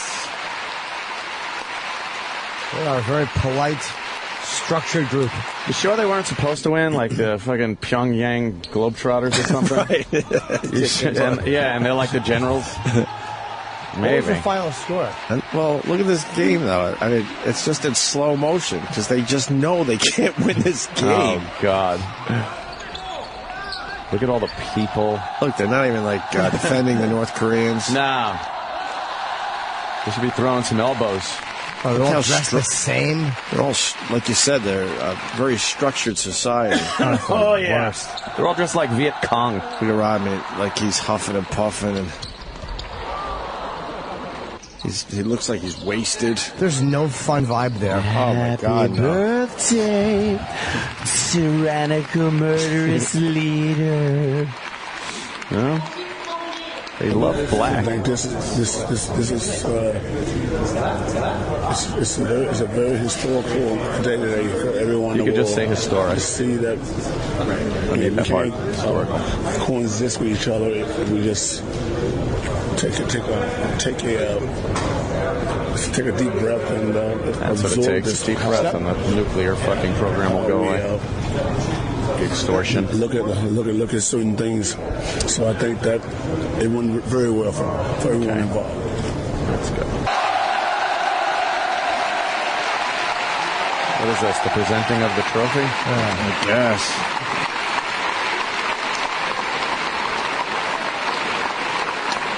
Wow, they are not allowed to. I question this is Charles Smith. Whether we were doing the right thing because of the media scrutiny. No. And it was important to stand strong and follow up and follow through. Yeah. And it all just worked out. Oh, look at that little chubby fucking murderer. You murderer. I literally have no problem with them going over there, though. I don't have a problem, but it would be nice if there was a little bit of a better representative. You're right. Maybe. Yeah, he's just a if you want to keep it all sports and stuff. But this is why the media is hateable. The only reason we know what he's saying is because they can't stop putting their cameras on him. Right. Like, if you and I went over there just as a fucking... nobody would give a shit. No. But so the NSA might have a shit to give. Not really, no. No? Nah, I mean, like, there's no reason for them to... He's a basketball player playing basketball, so why is it a story? Why do they need to talk to him if he's doing nothing that's political? They're the ones saying, oh my God, tell us about it. And he's not saying what they like, so then they're mad about it. Keep the cameras out of his face and no one will know. But he is talking about what a great guy he is. Well, like, that's he's not true. just playing. He's saying, this is my friend Kim Jong-un. You know he's what, an though? awesome Because he's dude, excited that this guy likes him. Absolutely. Because he has But nothing going on, I'm telling you. But we have leaders that go over and kiss tyrannical leaders' asses Exactly. and shit So, like that. come on. Hold hands like Bush is holding hands In a with that garden. fucking Saudi murderer. But they're not They're all a obviously bunch of wasted. fuckwads. Well, yeah. Rodman looks Yeah. like he's fucked up. He's a drunken true. ass, but... A sot. Yeah, he's a I love sot. that. The man is a sot. fool. He's a drunken fool. Fool. Like Noah was struck down and punished for drunkenness. Yeah. And so now Rodman's apologizing for the outburst, said he was drunk. What else? Okay, it was a little degrading watching him sing Happy Birthday. Oh, he's also apologizing to Kenneth Bay's family. Really? Because he was hinted like, hey, maybe he who knows fucking what did he did, something. right? Yeah, he was basically saying, hey, man, Kenneth Bay fucked up. And then on the same breath, he's probably saying free Mumia, that fucking guy. So fuck them all. Is he still alive? Mumio, yes, he is. I hate that my last name kind of looks like the fucking name. Oh, he's also apologizing to his teammates. I'm going to change my name to Chig. I want to apologize to my teammates and my management team as well. For getting them all in this weird situation, I'm sure. So yeah, it is a weird situation to be in. I embarrassed a lot of people, said Rodman, who traveled to North Korea with other former NBA players. I'm very sorry at this point. Over 300 million, I think. I should know better than to make political statements. I'm truly sorry. Yeah, that maybe was the problem. He doesn't know. He should have just said, "I don't know those circumstances." So the day of the interview, he was very stressful. Some of my teammates were leaving because of pressure from their families and business associates. He said it was quickly falling apart. The whole thing. I'd been drinking. He said, "That's good. You're the guy, in charge of the whole thing, and you're fucking partying. Yeah, that's smart. Yeah, it's not an excuse, but the time the interview happened, I was upset. I was overwhelmed." So I was trying to cover his ass because he knows people fucking hate him in this country now. But they really I mean, again, what he said about that guy was dumb, but it's no different than what anybody else does. We're friends with horrible people. leaders and countries and whatnot. You're right. Yeah, it is kind of silly. I think Joe Namath should go over there next. Yeah. I want to kiss you, you little son of a bitch. Come here, you little chubby fuck. I want to kiss you.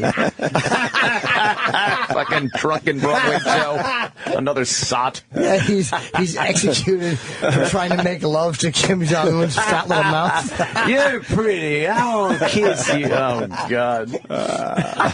Very funny. Broadway Joe. Kim Jong-un really seemed to be enjoying himself. Yeah. You asked if he was there. He certainly was. It looked like he was enjoying himself. It did. What else is going on over there? Right. How fun can executions be if you're doing them every day? Where do they get all the same fucking clothes for that entire fucking Oh, believe me, arena? Some kids are fucking sewing. Holy kids are sewing in factories. They were all dressed in a very nice black suit. Yeah. Imagine they open up like a North Korean Barney's. Right. Here's a nice black suit. We have this black suit. Yeah, right. You want some black slacks? Yeah. Here's a black shirt. Here's a red tie if you want to be arrested and executed. I bet you they all had to give those clothes back at the end. Probably did. For the next event, yeah. Yeah.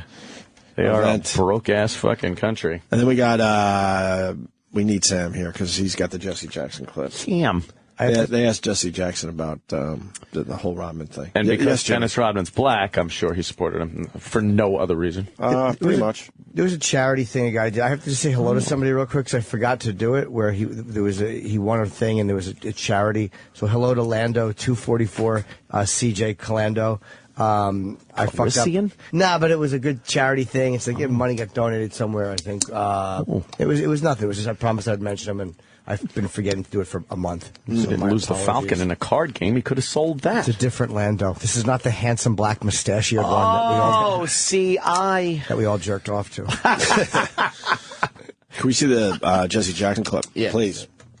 So, yeah, Jesse Jackson. He's just a fucking idiot. Brother Jesse. I was watching a great little documentary about the MLK assassination. It was Mike Baker was doing it on what the hell is that? Travel Channel. Right? His show on Travel Channel. It was very cool. They got unprecedented access to the hotel and the room, and they fucking put little strings back and forth, and then Mike fucking they set up a thing and takes the fucking shot. And you know what? Because there's people that double. They concluded that James Allray fucking fired into his face from the fucking bathroom window. Mm-hmm. But it was cool because you never see like the host really take the shot. They always have an expert marksman, but Mike Baker's like, "Fuck you! I'll take the rifle, Get out of my bitch. way." You know how many people I've killed anyway? Allegedly. How's the shot? Good. He's a good fucking shot, man. Yeah. He hasn't lost it? Nah, something tells me he stays in training. I'm sure. When he's not on TV, I think he's doing horrible things around the globe. No, he's retired. Yeah. Well, he told there's us so that. many retired people from the agency. Sure. Jesse Jackson. But yeah, they had the picture where Jesse's pointing. Right. Hey, over there, Well, now Jesse Jackson speaking up about Dennis Rodman. Okay. Well, Rodman called today's game in front of 14,000 spectators, quote, historic, but very few agree with Rodman's assessment. Reverend Jesse Jackson joins me now. Reverend, I want to put this up. On January 6th, it appears that you tweeted this. Congrats at Dennis Rodman. Your diplomacy efforts in North Korea, it must be dark, but you are a light. Well, that's so backwards. Then that tweet was deleted. What do you mean? Are you supporting Dennis Rodman? No, let me make what clear is that when the ping pong team went to China, they shed light on the situation. No one expected the ping pong team to change U.S.-China policy. I thought they went to Hong Kong. Went to the Soviet Union singing Sweet Georgia Brown. Play ping pong. No one expected them to change U.S.-Soviet policy. King Kong did. It was an illuminating moment. Not a paddle. It led to more political, diplomatic efforts. Those efforts are a bit different, Reverend, because no one sanctioned this trip for him to go to North Korea. Everyone is denouncing this trip. With all that's going on in North Korea, with the camps, with the people who are not eating, with the poverty in the country, with the dictator, with not being allowed to use information, cell phones, computers, this is quite a different. It seems like you're comparing apples to oranges here. Well, No, I sent a letter to the North Korean leader today. Address it to my wife. Urging him on humanitarian grounds to release. What is he saying? An ill man down in his back and a diabetic. I talked to his mother today. That's the role I would play. The role that Ambassador Richardson would play, President Carter would play. But we are professional diplomats to that extent. Exactly. Dennis Rodman is not a professional Well, that's just the point, though. Then why are you talking about him? Why should he be congratulated or encouraged here? And the ping pong players are not professional diplomats either. About the ping pong. And the Harlem Globetrotters and the Soviet Union were not professional either. It shed light on the dark situation. They shit light? I want to see that. How can people take Dennis Rodman serious after this interview with Chris Cuomo and saying that American Kenneth Bay is guilty of something? Listen. Kenneth Bay did one thing. What? If you understand, I got it. If you understand what Kenneth Bay did, do you understand what he did? What did he do? You tell me. Country. You tell me. What No. No. You tell me. No. Why is he held captive? They haven't released any charges. They haven't released. They haven't released. Look at the players behind him. Let me do this. Shut everybody up. I believe you're a great spokesman. I want to say what Kenneth Bay's family told CNN. They said they're appalled by Rodman's behavior, and by all accounts, Bay is being held illegally by North Korea. Right. You've been on diplomatic missions. Do you think Rodman is not going to get any more Transformer movies until they fucking release them? Right? Rodman said, I'm a basketball player. What? And we would not leave him as a basketball player. Cuomo did a serious diplomatic interview with him about his position about Kenneth Bay, which I thought was off base because Rodman says, I'm just a ball player. And the tradition of ball players and singers who go leads on. That's what I'm doing. They pull him over out of his zone. Oh, wow. I didn't get that at all. I didn't quite catch that part here when Cuomo questioned like the Reverend Jesse Rowland. North Korea with a team of former NBA players was a good idea. Listen. I'm just saying. I'm Golden Buns in Korea. Yeah, but Dennis, don't put it on them. Don't use them as an excuse for the behavior. Sounds like an African king in the middle of nowhere in the Congo or something. Around a big pot. Right. Seeing this circus environment, seeing the anger from Dennis Rodman, we're trying to get North Korea to scale back its nuclear program. But I would not confuse the role of Dennis Rodman and basketball and the Globetrotters and the Soviet Union and ping pong in China with serious diplomacy. But entertainment does have an interesting way of illuminating. Why are we discussing North Korea today? Because of Dennis Rodman. I'm 100% in agreement with Jesse Jackson. Wow. Holy shit. 100% in agreement with him. But the one part they're not really discussing is the fact that Dennis Rodman did this for himself. And that's it. Yeah. Because he got this weird attention from Kim Jong-un. And he's going with it like, wow, this is fucking cool. I haven't been in the spotlight in years, and this guy, this Korean dictator loves me to death. So now I'm going to go over there and do things because I know everyone is going to fucking talk about me, Dennis Rodman. The hero worship of this guy and the fucking praise that he's putting on Kim Jong-un, that seems to be one of the biggest problems because, I mean, if you're going to go over there and play a sporting event and meet the president and speak with him, you could say, yeah, we had a great dialogue, but that's just it. He's incapable of expressing himself like that. He's just, he's a great guy. No, he's not a great guy. And to say that he is coming across as propaganda. And he's saying all that because he wants this to continue. Exactly. That is true, but again, when these guys, when Bush, I don't care if it's real diplomacy or not, this is a guy who makes policy, is holding hands with a guy. He's not saying, hey, this Saudi is a great guy. He doesn't need to say it. He's our president. That wasn't professional. I just wanted to hold his hand. He's hand-holding. In the garden. Like the love we have for these fucking animals around the world who truly mistreat and kill people. Why is that any different? This guy's a basketball player. Treat him like one and don't do serious interviews. That is true, but you could look at that huge picture. And you'll never get an answer because it'll always be hypocritical. Right. Or you can look at what the situation is. And that is we do pick and choose which countries are dubbed evil, which ones are dubbed evil that we do something about, which are dubbed evil that we don't. And North Korea has been put on that list of countries that we don't want to do business with. Yeah, we don't touch. In any way, shape, or form. And to have an American go over there and talk about this guy like he's great and a good friend, and this, it comes off as Kim Jong-un using an American citizen. Well, it comes off for self-serving. propaganda. Self-serving all the way. Well, for both of them. Of course. For Kim Jong-un, it's wonderful to have an American saying how great he is. And right. for Mr. Reality Show, he loves this shit. Right. But again, look who it is. It's like Flavor Flav going over there. Nobody looks at this guy. Of course it would be. That'd be hilarious. Oh, wow. What's that? Although Rodman might be more entertaining than Flavor Flav these days. Well, that's true. Nobody looks at Dennis Rodman as a guy who's going to come back with a serious political... That's what bothers me. It's like, we're looking at him and going, why isn't he doing this? When we know he's a guy that fucking put on a woman's dress and rode a motorcycle. What the fuck do we expect from this guy? Like, this is what he does. He's Don't over take there. it so seriously. Don't take it seriously. And fucking realize that this guy is an absolute fucking clown looking for some attention for himself. Or how about Chris Cuomo says, what are the Korean people like? Yeah, we know you're an athlete and a big dictator likes you, whatever. What are the Korean people like? What is your interaction with the Korean people? That would be nice, but I'm sure they're not showing him that side of it either. They're not letting him walk around the public without supervision. He can't just go to some apartment building where people are living in squalor and starvation, which is happening over there. Sure, it's happening everywhere in the world that we have allies. Yeah, but then again, you don't talk about what a great guy he is. You could sit there and talk about how a leader of a country has increased productivity, money, trade, without saying he's a great guy. Or he's my friend. Or he's my friend. Or sing happy birthday to him. There's a difference when it's so obvious that Kim Jong-un and North Korea is using an American citizen as a propaganda tool.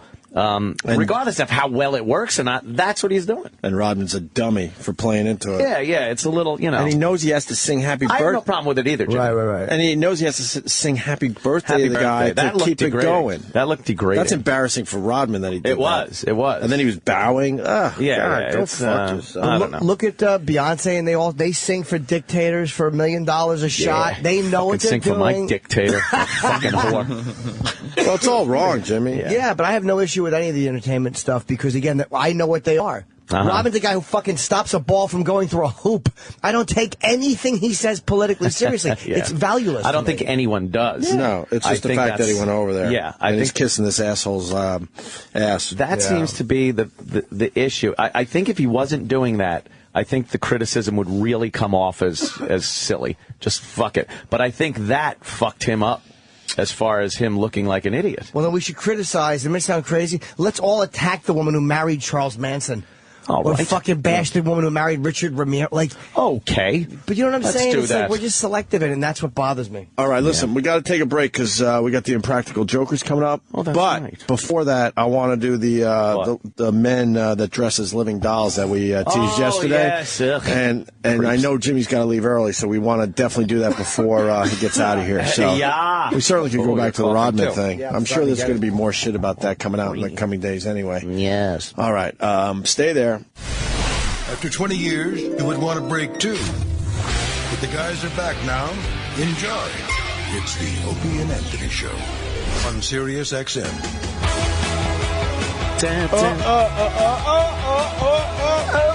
I think we're going to do the Impractical Jokers now, and then we'll have time to do the men dressed as living dolls. Yes.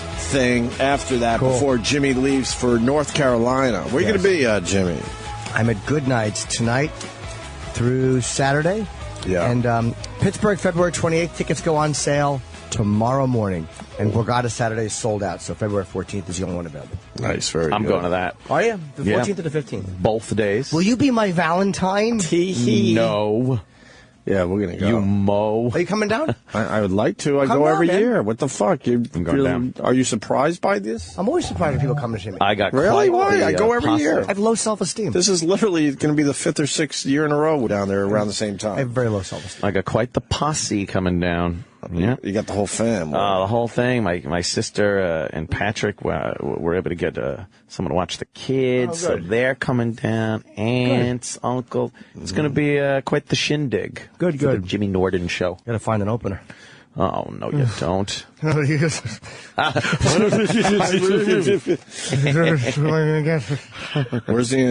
the Impractical Joker? They're probably pranking someone. Kenny said to be on high alert because they might prank us. Yeah, well, they're going to walk in and think that someone fucking opened eggs in here. Oh, Nice. God, Jimmy! That's my joke. Why don't you hold it back? Jimmy just blasted one off. It is so repugnant. Thank you. You smell it already? Wow, Yeah. I got to go double shirt here now. Good. Whoa. Attaboy. I Shit. still don't smell it. It's not bad. It'll make its way around. Wow, that's bad. I don't smell this one. Well, it'll get over there. Where are they? It's sort of like the The radiation farts? from No, the the people. Fukushima plant. Whoa! You gotta get Hello. over there. All right, What they is got that you. about? It just got to Here they the come. Opie's coast. Why does it take so long to get over here? It's the vents. It's the vents I'm and having how that the air fixed, circulates? Hey, bring in the Impractical See Jokers. if they notice it. God, how you doing? Hey, guys. Hey, man. Hi. Hi. I know you guys from Pleasure. TV. Pleasure. Come on in. Pleasure to meet you. Pull up a seat. I think Don't the worry. couch is free, too, if you need that. It's repugnant. Jimmy just pulled an impractical joke on you guys. he was storing an impractical joke up his ass, and it just snuck Wow, out. holy fuck. Oh, God. Okay, that's... Jesus, Sam. I think it diffused. Not really. Do we have some Lysol or anything? Oh, God, that's terrible. Fucking farts are a great fucking Weapon. little joke Yeah. in the elevator. They're great to walk into. Let them rip. Yeah. Well, welcome. Hey, guys. Better than a handshake, actually. I'd much rather get a fart on than a handshake. Yeah. Well, hold on. I got to get that mic on. Go ahead, buddy. Yeah, it's, I just fucked up my phone with the Lysol. Fuck. Whoops. Fuck.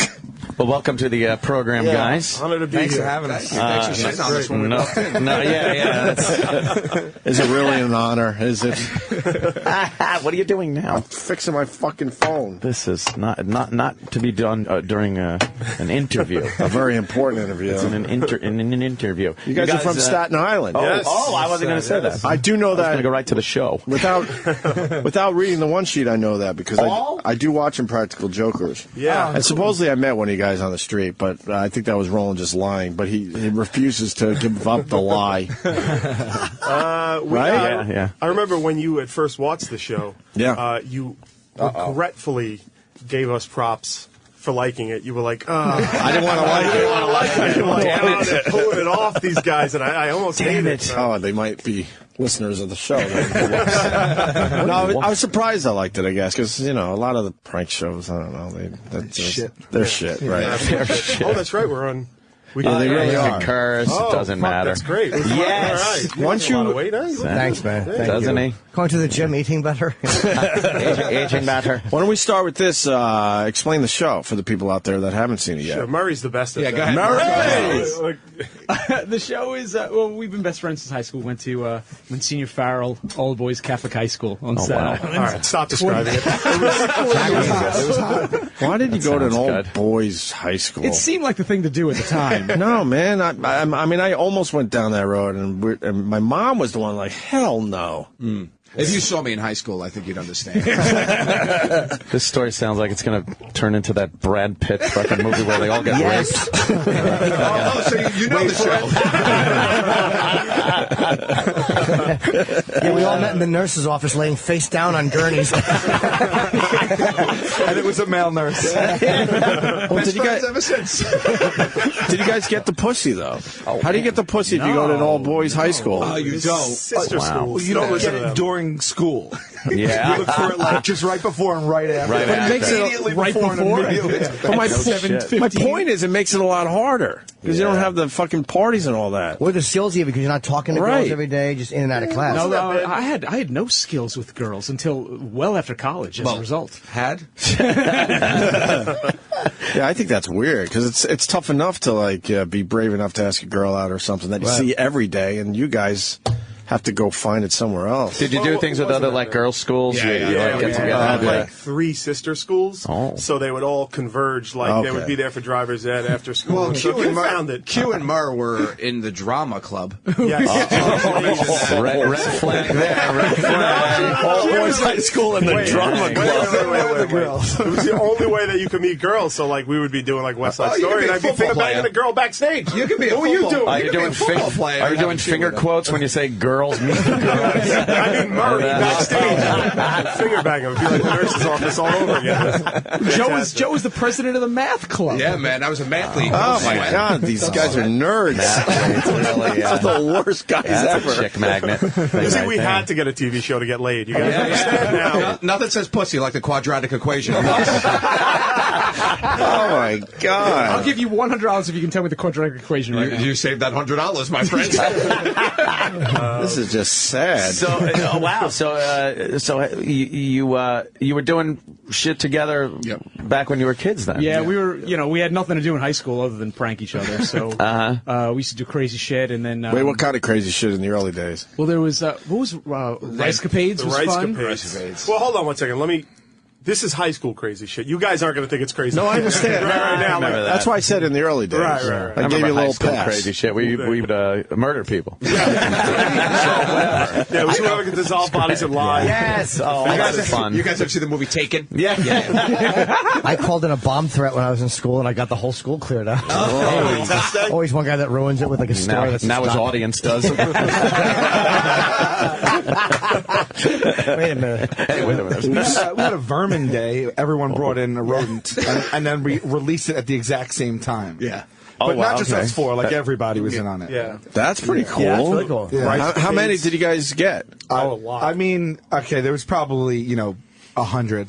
That's fucking impressive. Yeah. That's good. Really says a lot for Staten Island. Yeah. You were able to just find rodents. Well, this was the old back fresh in kills. It smelled like Staten Island when we walked in. Jimmy's ass smelled like fresh kills circa fucking 82. They call him Jimmy Fresh Kills. Yeah, Staten Island fucking stunk for a long time.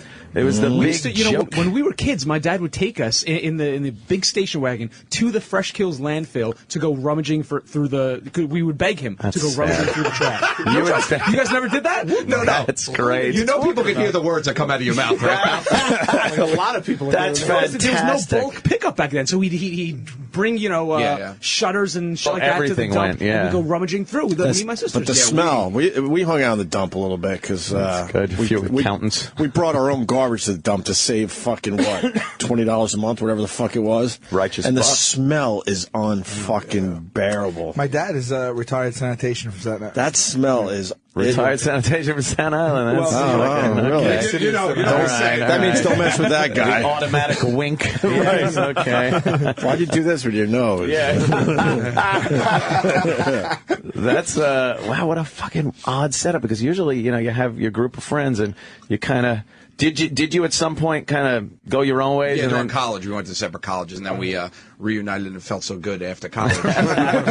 Did you spend like time off when you were out of college? Like you'd instantly get back together and hang out, or? Well, it was like I think it was when we just got back. We formed our comedy troupe, the Tenderloins. Oh, okay. We did that right away, and then we jumped right into doing like live shows in the city, and we were like selling out 25-person theaters. It was quick. That's not bad. So you guys right away. We're doing the 25s right away. 25 right away. You had side jobs, obviously. So side real jobs. We had main jobs. Those are real jobs at that point. Yeah, we actually still had them all the way up through season 1 of the show. That's right.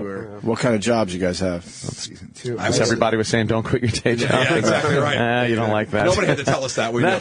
We knew. Just fucking. What'd you all do? I was a personal shopper at a baby store. Wait, really? I was at a baby store called Giggle, and I knew. I know Giggle. Yeah, that's me, man. I rolled deep in Giggle. You rolled deep up in the baby scene. We go Giggle. For my kids, we go really? Giggle. I know Giggle. Yeah, you did. I know Giggle. I got peace on that, man. No, I fucking shop for myself though. Oh, that's bad. That place is. They got the good shit there. Personal. It's really expensive. That's for rich people or for celebrities? A little bit of both. Like I was in the Soho store, so there was all like the rich families down there, and then there was celebrities. It's not a bad gig though. It wasn't. It was pretty cool. That's not. It's not construction. It was no. I wasn't any sort of crooked. You got soft hands from picking out baby clothes all your life. I was folding onesies like whoa. Are they toys or clothes? They did like cribs, car seats, strollers. It's high-end shit. Button me up and Oshkosh Bagosh. So wait, you'd have to just go and decide what they should have, or they'd give you a name of what they want? I decided what they had. They tell me what their lifestyle was like, and then we talk about it. Enough of this pussy job. What else did you guys do? I was and still am a reality TV producer. Oh.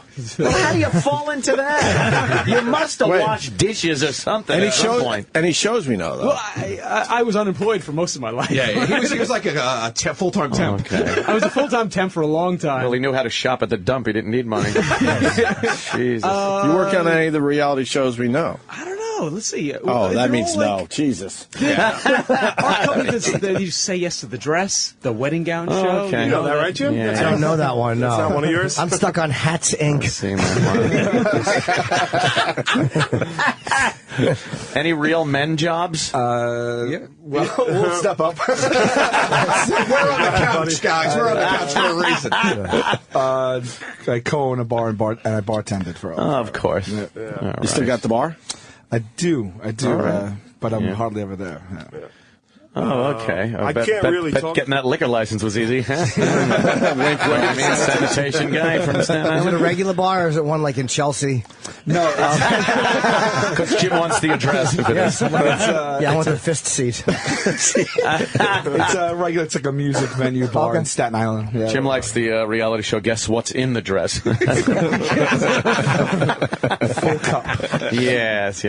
Wow, that's cool. What'd you do? I have a manly one. Oh, I'm good. not allowed to talk about it too much Uh-oh. because of the deal I worked out with him, but I was a firefighter with the FDNY. Oh, okay. Yeah, so that's manly. I bring all these guys up a few levels on that one. I sold high-end baby cribs. Yeah.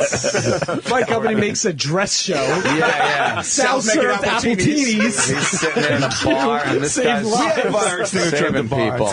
You know, I worked for a good friend of mine, Kevin Smith. Actually, you and I have played poker before. Oh, at the comic book store. shop. Yeah, yes. you actually knocked me out one night on $300. I fucking remember you. Okay. And you know what? I swear to God, I thought you looked familiar when you came in. I'm like, all right. Well, he should look familiar from his TV show.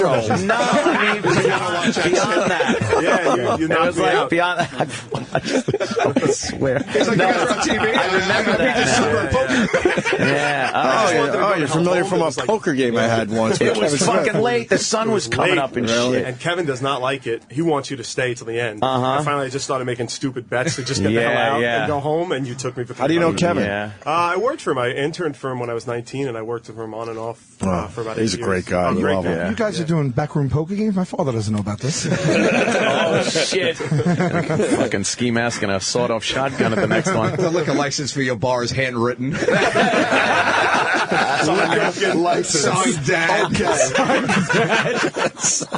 But you didn't lose touch with each other during college and stuff. That's that's pretty cool. Yeah, we kept in touch with it. They're like some friends that you have that you just like. You know, they're friends for life. That's can't get rid of them. Yeah, you can't fucking get rid of them. At this point, we've tried every which way. It's like a really long bad marriage at this point. How many years ago did you guys start doing comedy? 99 together. Oh, wow. Okay. Together. I did Bye Bye Birdie in high school. I don't know if you know. That's a comedy. That's good. Catholic boys in dresses playing the girls' parts. Yeah, that's a comedy right there. That's great. We tried TV a few times, and we sold a couple of pilots, but none of them went to series. Yeah. So, okay. What were some of the ones that didn't quite wash? We shot a sketch comedy pilot for Spike a few years back, about a year before we sold Impractical Jokers. Was it a mix between Mythbusters and Jackass? Because that's the one they were trying to sell us on. Wow. It's like a mix between... okay, that's great. How did we describe it? What was it like? Myth-ass? Like, yeah. Pretty much. Jackbusters. Pretty much. Jackbusters. That was the pitch for real. Oh, wow. They just never were able to figure out what to do with Was us. the pilot well done? Oh, good. Awful. Oh, you did the pilot? No, we did the pilot for the Comedy Central thing. That was. How did that come out? Is there any way to see that? It's a good question. I got it. I'd love to see it. I got it. Dude, I would love to see that. We knew we were in trouble when one of the bigwigs from Comedy Central came by and stopped talking to us. During filming. When they stopped talking. During filming, he stopped talking to us. Oh, wow. But going into it, we said, this is a horrible idea. They're like, don't worry about it. We'll figure it out as we go. Sucks. Literally, they wanted to figure it out as we go. Yeah. And I it love just that was a one. disaster. We did that with our show, Impractical Jokers. Really? In the beginning, yeah. Just like winging we it? didn't know the format. Yeah, just like figuring out. Like, but that's kind of conducive we were to supposed just to. fucking, and you guys know each other for so long, and you know. That's what helps. We're not cast. I mean, we it's not story driven or anything. You know, it's a sad story if it was. What's some examples of shit you're doing to people? Currently? Yeah, currently. Well, what was the rice thing? I wanted to know. Well, the rice. Okay. That's where we all brought 10-pound bags of rice to school, all the seniors, and then at an appointed time, we cut the bag and dumped it all over the place. It looked like Scarface, like when he's dumping, like there's just white powder everywhere. It was great. So that How did you hide 10-pound bags of rice? In your backpack. Oh, all right. Wow. Can't do that now. Do that now. Fucking SWATs all around the school now. Again, you can't do anything. Heavy backpack show up to school. Nothing to see here. Beating you over the head. Yeah. Absolutely. What's good about Impractical Jokers, they fuck with each other big time. That's what makes this show really good. We got Sal bad a few weeks ago. We wanted to do this for 3 years.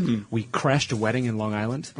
We weren't invited. There are 300 guests there. None of them knew us. And we wrote, Joe and I wrote a speech for Sal. He had never seen it before. And he had to get out there and grab the mic when they were toasting. Oh, man, that's brutal. And deliver the speech that we wrote. It was fucked up. You could say that. See, that's what's great. They set up, one guy. Yeah. Like, it would be incredibly embarrassing if you just decided what you were going to say in front of this wedding.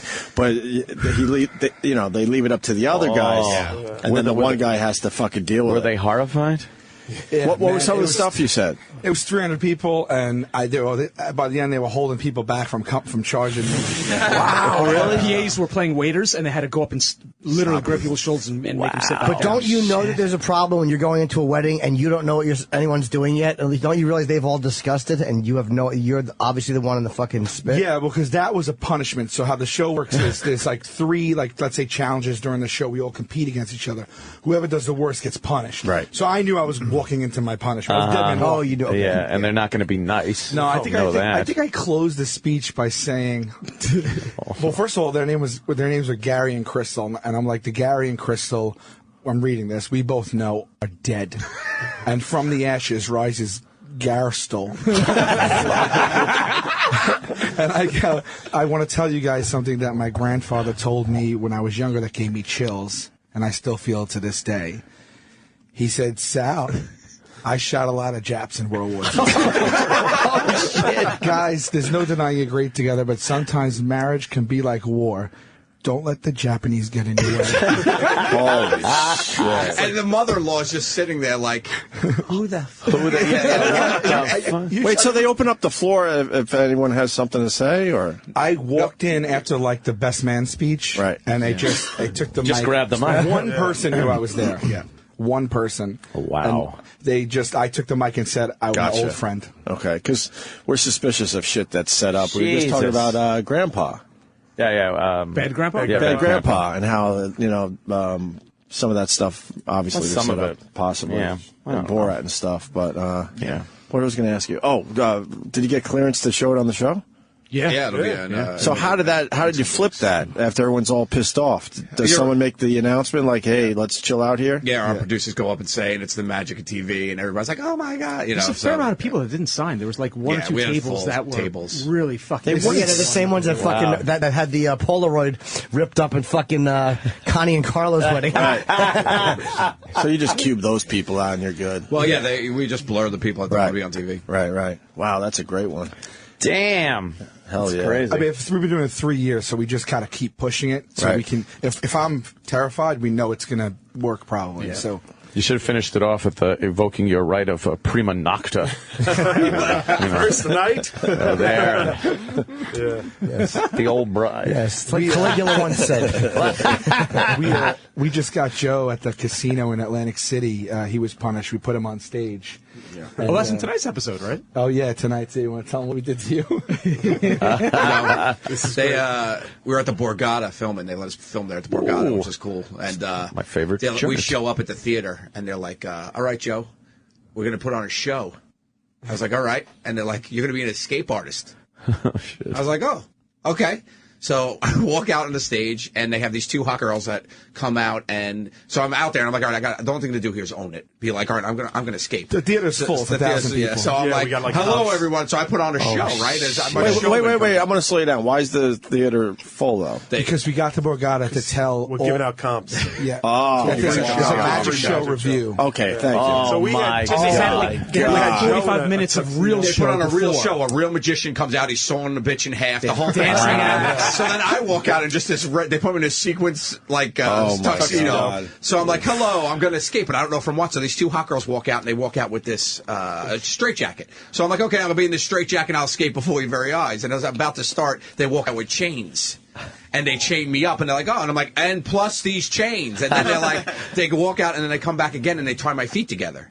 So I'm like, all right, now I'm standing in front of 1,000 people in a straitjacket with chains and my feet together. I'm like, with all right. Probably no confidence that you can do this. I have nothing left. And I'm like, all right, so I'm just going to stand here and squirm like an idiot, and then hopefully something happens, like a chain falls off. Right. So then the curtain opens. And I turn around and there's a fucking water tank. No, he died. Yeah. And they have a fucking winch or whatever the fuck it is, and they hook me up and they lift me up into a phone booth sized water tank and drop me in. And the water's literally up to his lips. The water's rising. So I'm mic'd and we put a hose in so the water's rising. And I'm like, okay, so I'm going to die in front of 1,000 people for television on basic cable. Were you scared? I was. Because now I feel claustrophobic. And I'm like, all right, these guys got to know when to stop the water. And I'm just whistling like a fucking fish that's chained up, smacking against the wall. And I'm there for 27 minutes. No fucking way. The water, people sitting there like this. Expecting the old women wouldn't leave. They were like, they want to see it through to the end. Yeah. So after a while, and the crowd turned. They at first they were amused and laughing. They thought it was part of the shtick, right? Then they were curious and confused. Then they came around and were rooting for the underdog. And then they became desperate. Just mad. We turned up the house lights, shut the music, stopped the smoke and everything, and it was just dead silent. Then we sent the guy out to sweep the and these old blue heads would not leave. They would just sit there and that's great. So I got upset at one point. The lady's like, you can do it. I'm like, no, I can't. I can't do it. No, I can't. Half hour soaking that in water. escape shit's hard. Dude, I give them props that they're able to pull that off because I tried. Crazy hard. Oh, that's hilarious. Wow, that sounds fun. That's tonight? That's tonight. Yeah. Very cool. The show has taught me that we have no skills whatsoever. We can't do anything. Sometimes that works the and best. Also what people will believe, like when you speak with confidence. Yeah. Like, it's really funny when like people will believe, like when you're out there and you're like, half the stuff we're like, we're going to get punched in the face. Like if we try this. Yeah. People are willing to give you the benefit of the doubt and like believe what you're saying. For it just depends on how long someone's willing to go with that. What was we really try to throw each other under the bus. That's why it's great. Yeah, but some people, we've all gotten choked, punched, and a couple times. Do you ever have people suggest things to you like, yeah, you ought to try this? Yeah. We get and all really, the A, the ones that are too mild, and B, ones that are just horrendous. You should be a zookeeper. Yeah, stuff like that. You know what it is? A lot of people don't understand that we go through so many ideas. Like, we'll come up with thousands of ideas and get the ones that we need. So it's so, like, if I hear something and somebody comes up to me and is like, hey, I have an idea, and it's something new, I get excited because we've come up with so many. Yeah. I have a good one. You got it? Yes. Oh, Jimmy. This is like a good-natured one for a department store. Good-natured, that's good. You take all the tags that say medium, and you put L's on them, and then you just watch people try on the wrong sizes. The wrong sizes. That's hilarious. That's what we get. We either get stuff like that that's really ridiculous, or they go the other way. They go extreme, and they're like, you should go punch Germans. I didn't finish. You put anthrax in all the clothes. Now we're talking. There you go, Jimmy. Fresh kills. You got it now. What's one of the best ones you did? Shit, we had this guy. They made us play dentists. Right. I mean, that's nerve-wracking, too, because you're in the room alone. You're dressed as a dentist. It's a real dentist office, and a real patient walks in. Yeah. So it's like we couldn't believe we got a dentist to let us do this. You know, they're fans of the show now, so so we'll put it out on Facebook. We'll be like, hey, come here, do it. And you're like, dude, you could fucking go to jail. I don't care, man. I mean, that has to violate some kind of law. Right. Shut up. It's all good. Yeah. The sanitation guy took care of it. He wrote a note. He wrote a note. Not gynecologist. That's the one you should go for. Yeah, what's wrong with you guys? Watch next week. But you're in there, you're a dentist, and someone's about to walk in, and it's like, what's the first thing you even say? You have no clue. So we all went. I put the guy in the chair, and it was like this new state of the art place, and it had like before he briefed us on the room, and he's like, "This is like a $20,000 chair." Yeah, I was like, "What does it do?" It goes up 8 feet. The thing, I don't know why. It goes up 8 feet in the air, and it goes completely. So I put the guy in the chair, and they go, just raise him up 8 feet. So I raised him up. He's talking to me. He's like, I'm in pain, man. My teeth. And he's 8 feet in the air. He's about 7 feet in the air. Great. And then it turns this way. So his feet are by the ceiling, and his head is down by like an inversion table, like one of those inversion tables. Right. He literally, he was holding on for dear life. That paper napkin they put on you is over his face and stuff like that. And Sal starts crying, laughing in front of the patient, right? And can't take it, and leaves the room. I don't know, just stuff like that. I mean, I don't know. That's good. What am I doing? What is going on? Well, like 2 weeks ago, they brought me to the Brooklyn Children's Museum. Yeah, that was great. And they're like, I was my day to get punished, so I didn't know what was going to happen. And then I look in a room, and there's like a bunch of kids sitting there with their parents, like 25 kids and their parents. Yeah. And they're like, oh, okay, so here's you should punch him. No, worse. Punch the German kid. Punch the German kid. Show Roman Polanski movies. They're like, you're a children's book author, and you're going to read the book that we made. And these motherfuckers made up a children's book. A full published book. A published hardcover that was vaguely about my life, but threw in a divorce, and they had me as an anthropomorphic dung beetle with a hat and a scarf that I wear on the show often, and like I'm sitting there and I'm going, and what was it like? Oh my God! You lost your job, domestic abuse, you became a drug addict. My favorite page in the book was when he's at the height of his depression. Right, he's lost his wife, his kids, his job, everything. This dung beetle. The next page is the dung beetle sitting inside of a car, and there's like a hot female dung beetle nearby. And the caption only says, how much? So I'm sitting there and I'm trying to... Did you turn the book to the kids to show the illustrations? I didn't have to because they made a giant 5-foot version of it. And I had to flip each page. And you just see the parents' face. Horrified. Yeah. And then it came around again. They started laughing because I started breaking down. So it's, it's a weird line. Yeah, he was in the parking lot of a Waffle House when he was soliciting. I was selling jeans. Or was it Waffle Home? Waffle Home. Well, yeah, selling blue jeans to make money so that I could eat that night. Well, dungarees. Well, of course, goes with the dung beetle. Yeah. Are there any that you wouldn't do, or someone said, no, I'm actually not going to do it? Can't say no to a punishment. We have a gentleman's agreement that you wouldn't. But who comes up with the punishments? Because you never know. Secretly conspire. We do. Oh, okay. Yeah. Damn. Yeah, but you got to write that stuff up and be clever about it. Yeah. Well, we have a full production team, and they hide the details from the guy. But sometimes we just really mess with you. Like when we threw Murray out of the plane, he thought we were doing a challenge. He thought we were doing a team challenge where we were teaching classes at this skydiving place. Yeah. Murray's definitely afraid of heights. You guys did the long con on that one. They wrote pages and pages of jokes for the challenge. Yeah. I wrote jokes. Oh, shit. I'm writing on the way there. So we show up and we're filming the intro. I didn't see this one. You got to explain this. So we show up at Skydive New York out in East Long Island. The backstory is I'm terrified of heights, and for as long as you guys have known me, for 24 years, I said I would never fucking jump out of a plane. It's insane. You get one life. That's all we know, right? You get one life on this planet. That's it. Why would you ever put that in jeopardy? So unless she's hot, in which case. So we showed up at the skydive. We're like, hey, we came up with this challenge where we're going to teach, because we do that sometimes. We teach as experts. We're going to teach skydiving lessons. He's like, oh, it's going to be awesome. We have a hangar set up. We have a full hangar. Equipment. Yeah. So you weren't thinking you were going to... I'm thinking I'm a teacher, on the ground in the air hangar there, teaching students what they're going to experience when they go up. So we have all the props laid out. We filmed the intro where we tell the audience what we're about to do, and he has the first line. So he says for the first line, "Hey, we're out here in Comac, New York, teaching skydiving lessons," and the three of us all go, "Wow!" And we're like, "Actually, Murray, we're here for your punishment," and he flips out. Yeah, he started like, crying like a little girl, locked himself in the van. Crying. Yeah, what's not on TV, it aired last week. Oh, my God. What's not on TV is I seriously locked myself in the men's room for Why wouldn't you guys show that part? I said to Joe, I was like, keep a fucking camera away from me. Right. And I had a full-blown... He sent goodbye text to his mother. Like, it was insane. Wow. Well, you had to go up and jump? Yeah. They threw me out. What height? 15,000 feet. 15,000 feet. Yeah. That's a high jump. Wait, so how do they... Fucking 20 feet, it's over.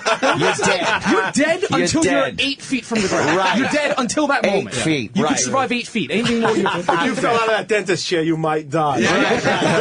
Well, walk us through it. So now you're in the bathroom. How they get you out to do the... I had a breakdown. I said to Joe, keep the cameras away. I need time. And I came out from the bathroom, and I was like, okay, I'll do it. Because, like we said, we made a gentleman's agreement 4 years ago. You can't say no to a punishment. I mean, we're nothing if we're not gentlemen. I went up on the plane. I was, as the plane went further and further up, I was literally in tears. It was high, man. Literally in tears. It was high. And, When the door opened, because I had never been skydiving, but the door is like one of those, like, you know, when a convenience store closes, like, yeah, it closes, like those things. Right. He opens that at 15,000 feet. All of us were like, we're going to fucking kill this guy. I said, I'm jumping tandem with this guy. So I said to the guy, I pulled him aside on the ground. I said, listen, is this like the movies? If I get you're connected through these just like hooks, right? Yeah. He's got the parachute on. You don't. Right. He's got the parachute. I don't have a parachute. So I said, if I get disconnected, you have nylon straps around me. I'm like, nylon? How fucking strong is nylon? Right? Isn't that what stockings are made of? I don't know. So I said, if I get disconnected from you, are you going to do what they do in the movies and like dive fast toward me, wrap your arms around me, and you pull the cord? He goes, no. First rule of skydiving is you save yourself. That's what you tell me? Oh, my God. But you didn't have to go through training or any of that shit? No, not for tandem. Tandem jump, You guys are breaking some fucking laws. I love it. No, sounds father knows Yeah. They did it like we understand. They did it like Danny Aiello in Fort Apache. You look at him and you're like, all right, he's crying, and it's on the episode that he's crying, and you start to feel bad. But then I'm just like, wait, last season he made me teach sex ed to my parents for 45 minutes. Oh shit! So he can go fuck himself. Like if I can throw him out the plane That's myself, a little embarrassing. I will. Yeah. How was the jump? It was terrifying to the moment I touched You the hated ground. it, huh? It got even scarier when you pulled the cord. Because then you're slowly floating to your death. When you pull the cord, do you jerk back up? Do you come up? You do, right? Yeah, you jerk back up, and then people are like, "Oh, you're going to experience a Zen moment." There was not one moment of Zen. Because you're still 4,000 feet up in the air. Yeah. When you're slowly floating. If you still slip out of the harness, you're still fucking dead. How long did the whole thing take? 2 minutes. 60 seconds free fall, 60 seconds slow Oh, that float. it? Oh, okay. But 60s. I just can't do that. They had cameramen, like a lot, jump out with him. Right. So we had the whole fall taped right in his face. Yeah. And for the whole fall, he is It's like a Blair Witch camera right on me, you know what I mean? Hysterically crying the whole fall. I'm going to go really funny. I'm going home and watch that. I will say I was screaming like a bitch. Yeah. Would you do it again, though? Because you've done it once? Never. You just never liked it. If I want say to that die, you would. like when I'm like 85 and I'm done, I've got nothing left, yes, I'll die. I'll jump out of That was the big selling point for him, Jim. They were like, when you do it, man, don't worry, you're going to love it. You'll want to do it again. He landed and was like, there's no way I'm ever doing that again. What's it like stepping? I've always like amazed, like you're stepping off the plane, like the door is open. And what is it like that first step out? It's terrifying. You don't step off. They scoot you to the edge, and you just like get sucked out. They rock you 1, 2, 3, and then you just Oh, you get sucked out? Yeah. You just kind of drop. Yeah, you just fall. Like you don't. Yeah, you just fall out. And then you just tumble a few times before they put out that little stabilizing thing. And then What's the stabilizing thing? It's a tiny little drogue parachute chute. that just keeps your back to the sky. And did you guys jump too? Well, we went a few years ago.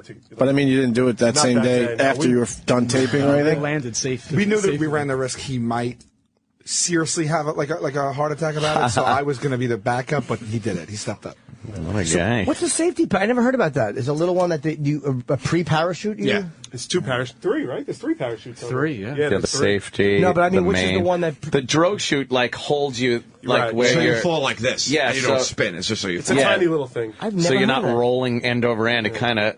But it doesn't really slow you down. No. It's Your whole just free to stabilize. fall. It's deployed. It's like a sea anchor. Yeah, it just keeps you facing down. And does it interfere with the other thing or no? Apparently not. It's a dumb question. Everything. It's a mess.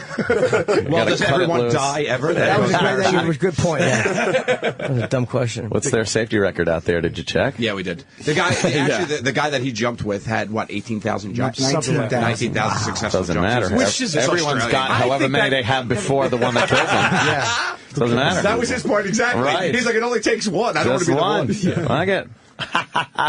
Jesus Christ. Amazing. Well, tonight. Wait, what channel? Hold on. True TV. 10 o'clock on Thursdays. We never said what channel. Impractical Jokers, of course, season 3. What a blast, man. TheTenderloins.com is the website, and you go to Facebook.com/ImpracticalJokers for James, Sal, Brain, and Joe. Very cool. Great, man. Guys, thanks for coming in. I love it. You guys are funny motherfuckers. Yeah, absolutely. Thank you, Definitely. Come back and see us. Thanks, man. Cool, thanks.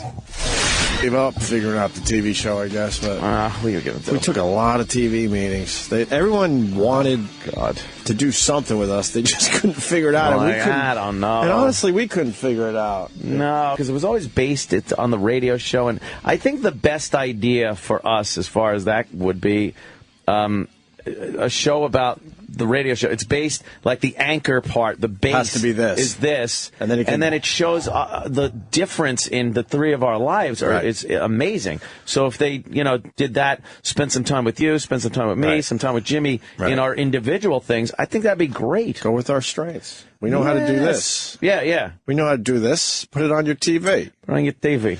Then we could do a little something on the side as well. Exactly. Governor Christie's going to talk at 11. What? Oh, boy. Christie to talk about the traffic scandal at 11. Man, will I be watching. You think he's going to do an R. Bud Dwyer? Or could you imagine he comes out with a paper bag? All right, get away, everybody. Oh, my God. And then he opens up the paper bag, and there's like fucking cannolis in there. Sure. You think he's stress eating right now? Yes, he is. I would believe he's doing exactly that. I know Jimmy's for this, and maybe I should wait until he gets back from the bathroom, but the Cleveland Indians demote the Chief Wahoo logo, and they're going to go with the big C logo, the red C. Oh. Kind of like the Red Sox. So demote by meaning it's over, like got rid of it completely? They're going to take this off the uniforms. That's been the symbol of the Indians, Cleveland Indians, since the 1940s. Wow. Yeah. Damn. But, out of nowhere, it's deemed racist, even though for many, many, many, many decades, no one gave a shit in general. Well, I hope that changes things for the American Indian. I'm sure it'll. But this PC... Oh, that's right, nothing. This PC shit is just fucking steamrolling over everything we know. Yeah. It's unbelievable. Yeah, I can't stand it. I know Jimmy would be a supporter of this, I would assume, right? Yeah. Probably. But I guess the Indians have started using the C. I don't know this. Did they? The Red C. I'm not a big fucking Cleveland Indians fan, so I don't know what the hell they're doing over there. Being replaced as a primary logo on the uniform. Let's see. Instead, the team will emphasize a block letter C they introduced in recent seasons. That's creative. The Indians are eliminating the Chief. The home uniform will continue to feature him on caps and jersey sleeves, but fans will less of him overall. That's exactly what that says. So we'll see less of it overall. So they're phasing it out slowly, Chief I guess. Wahoo. Yeah. You're for this. 100%. Yeah. I was speaking for you. Oh, thank you. But I assumed you were for this. Yeah, 100%. He also said you like sucking cock. He was speaking for you. You should have said that first. Same shit. The Pittsburgh Pirates. Now the Pittsburgh Pirates are ditching their eye patch wearing Jolly Roger in favor of a gold P. Why? Golden P. That's ridiculous. Well, but this is why I think you do have to fight for some of this shit, because they just keep going. But what's the problem with an actual pirate on your uniform? But is that why they're doing it, or is it simply like when the Patriots eventually changed the guy, they just got sick of it? Right. I don't know. That's a good question. What does the article say about the Pirates guy? This article just says that they're doing it. They're just doing it. I think it's just more of a change. Yeah, I think it might be an aesthetic choice. I've never heard about complaining pirate Americans that get all angry at the pirates. Although it's very scary. According to this article, it says, as with any other Major League Baseball team, the Indians and Pirates are trying to maximize the dollars they can make marketing their product while hurting as few feelings as possible. But what does the Jolly Roger hurt? I don't know. Somalis.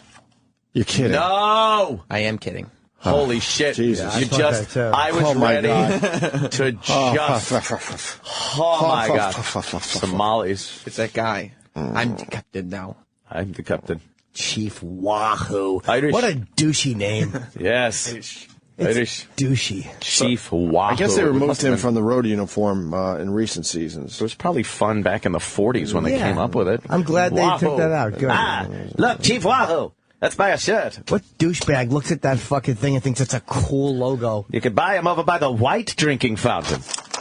And the Chief's happy we had a homer. Knock-a-homa. Yeah, I never had a problem with it, and I never even had a thought that it might be racist. Never thought about it. To be completely honest with you. Right. Never thought twice. I'm very upset by the Italian chef on pizza boxes that's putting his fingers together and going, mwah. He goes, mwah. That, to me, is a racist logo that assumes that, it's always some Italian guy. Look, see? He's right down there. That's him right there. That guy's on all the pizza boxes. So we should get rid of that, right? Fucking okay sign making guinea. I don't like it. He's like, Mamma mia, that's a good pizza. Very offended. Do you think I could get that taken off? This black guy. You think I could get that taken off the pizza boxes? I'm going to try. I bet you could. Listen, Jimmy's leaving in a few minutes. I want him to see some of this doll shit real fast. Oh, yeah. These guys are fucked up. I saw a minute clip last night. I am crazy, blown away by it. But I also thought immediately about our fine radio show. And someone has to do this. Yes. How do we do this? Wow. Of course, the go-to guy, E-Rock, has to do this. It's got to be someone a little more svelte. But how do you do... No. Shapely. Hell no. You got to have a mess of a body. Yeah. This would have been perfect for Cream Pie Jones. Oh, yeah. Would you want to see him in this? Well, let's call him up and get him on the show. How about David? David. My God. Kenny in this. Kenny. They've never... Not enough rubber. How do we do this? We have to do this. Yeah. Well, why don't we play the video? Yeah, see what this is all about. Like, guys are going around looking like dolls. Yeah, this probably came from an idea I'm thinking. This is my hypothesis. It probably came from guys that want to dress like chicks. And then they put on the makeup, they put the wig on, they put the dress on, and they look like shit. They look like guys in fucking women's clothing, right? And look terrible. So then they probably saw something like Silence of the Lambs or something. And said, well, I could either make a girl suit and put that on, or why don't I just mold an attractive girl out of rubber and then just put the whole rubber girl suit on, and then I could walk around like a girl. Now, meanwhile, they probably did it and realized, all right, I don't look like a girl, I look like a doll. But it's still better than it looks with, 5 o'clock shadow and a crooked nose when the drill press hit you at the factory. How much do you think these cost? Oh, really, Jimmy? Inquiring, are you? I would like to know maybe how much it would take to get me a pretty girl outfit. But I'd probably like $4 or $5 grand. I would think they're probably pretty expensive. I don't know how they work. I don't know how they mold them. I don't know how far down they go. Let's see. Are there rubber vaginas? Rubber ass? Well, you'd have to keep your penis, right? Yeah. Course. Rubber legs, rubber ass, and a big fat rubber pot belly. So what was this, a documentary on this whole thing? I believe it might be a reality show. Wow. But it's being done in England, so it's a little difficult to get full episodes and stuff. You know what Archie Bunker said about England? What? It's a fag nation. No. Well, but that's what he said. You would think this would be in Japan, I'm thinking. Where the hand can be used as a knife? My hand is used as a pussy. I know, that's funny. Yeah. It's a little play on it. I like it. All right, let's play this. The monumental bomber. No, delayed action. Let's play this before Jimmy leaves. My God. Yes, here we go. This is Dominique. No, it's Donnie. No, it's Dominique. Oh, excuse me. Dominic Barbara. Dominique should have lost a few pounds before changing into this plastic woman thing. You think it works better when there's a big, fat, disgusting body? That's why I want E-Rock to do this so badly. Oh, God. The implications. Yes. And then we just take him around town all day long. How do we do this? Yeah. I think we've already I'm good for about $1,000 for this bit. Oh, wow. Oh, yeah. I got to match that then. Well, that's why I said $1,000. Because I'm thinking maybe $2,000 we can get this done. Dress E-Rock up like a doll. Wait, is this guy's name Brian or Brain? Well, they did laugh when you said Brain, but I think it is Brian. But I didn't want to. Brian, no one is named Brain. It might have been a nickname, though. I know what you were thinking. That's yeah. why I didn't correct you, because I'm not positive. He just walks around with his ball bag hanging out his zipper all day. So I'm sorry. It's called the Brain. Sorry to Brian if it's Brian, but it says Brain here, which wouldn't surprise me. But I thought that might be. I believe it is Brian. Okay, so sorry, Brian. But like you, I wasn't sure if it was a nickname. Yeah. But they did laugh when you said Brain. Brain. Oh, okay. So let's get to it. Yes. Warning, this clip contains strong language. Right. The sweatpants contain big tent. Oh. Secrets of the Living Dolls. I can do that voice very well. Thank you. It's Jolie. It's very malleable. Wait, it's a black dude? Yeah, black dude goes white girl? It's a black dude who lives in the Bronx. This is like White Chicks. Yeah. It's just like White Chicks. They look really bad, too. Oh, my God. All right, you finally nailed it. Yeah. I thought this looked familiar. Yeah. Oh, shit. Dominique, the Bronx, New York. Come on, how do I do voiceovers? Let's get this done. All right. Should I get a tape together? You should. Sure. All right. Get a little demo. It's very malleable. I was actually a very big-time athlete. Wait, pause. So they don't have the mouth figured out? No, it's a mask. It's a complete rubber head. Fucking pulls over the entire Why can't you figure head. out the mouth so it moves a little bit? They want to look like a Barbie doll. Oh, it's got to be hot in there. Imagine the breath in there behind the mask. Oh, and the sweat. Can you imagine E-Rock? Yeah, fuck Just be it. screaming for a hoagie. He can't get it in there. As the virus in a garage. Oh, yeah. All right, so he's talking. The face doesn't move. About a decade ago. So I've experienced what it's been like to be at the top of the quote-unquote male chain. This trophy right here. Pause. What?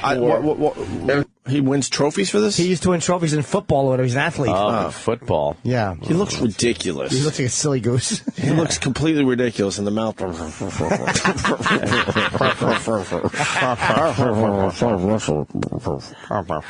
It really is creepy. It's creepy looking. It just is creepy It just looking. stays expressionless. Yes. Yeah. Wow. Creepy. Right here was for MVP of a tournament when I was in college. When I walk into a place, they see a large black man. Pause again so we can study that. Could you? His body's awful. Terrible. What the fuck? He's walking into his room. I just want to explain it for the people. I don't even know what that is. Wall to wall, wigs, dresses, fucking Everything but moths and business cards falling in his hands in the kitchen. But he's got like old lady shit on. Mrs. Littman. She's in the tub downstairs. It's all the stuff you'd assume old ladies have underneath their clothing. Yes, girdles. Like girdles and Full body Spanx. Spanx and Banks. Underalls. My underalls keep me in place. Think his ass stinks in this? Oh, God. Reeking. Ex-football player ass in a girdle. There was a time this kid was putting together Legos with his father. This is why this stuff is tough now. Oh, Jesus. Oh, my God. How do I prevent this one? Oh, my God. I'll accept some things. I'll be honest with you. Right. But I can't accept that. That says, Hi, Dad. Dad, I'm coming over. You gotta accept me for this. My partner and I are dolls. We both sound like Scott Shannon. Oh no, there's a mask on my face. There's a wig on my head. Hey, you know what? This pretty girl just walked in, and she's a football player. Boy, I sure would like to stick my dick where the shit comes out. well, maybe she'll let you. Who are you? What's your name? Cock and balls, McGillicuddy.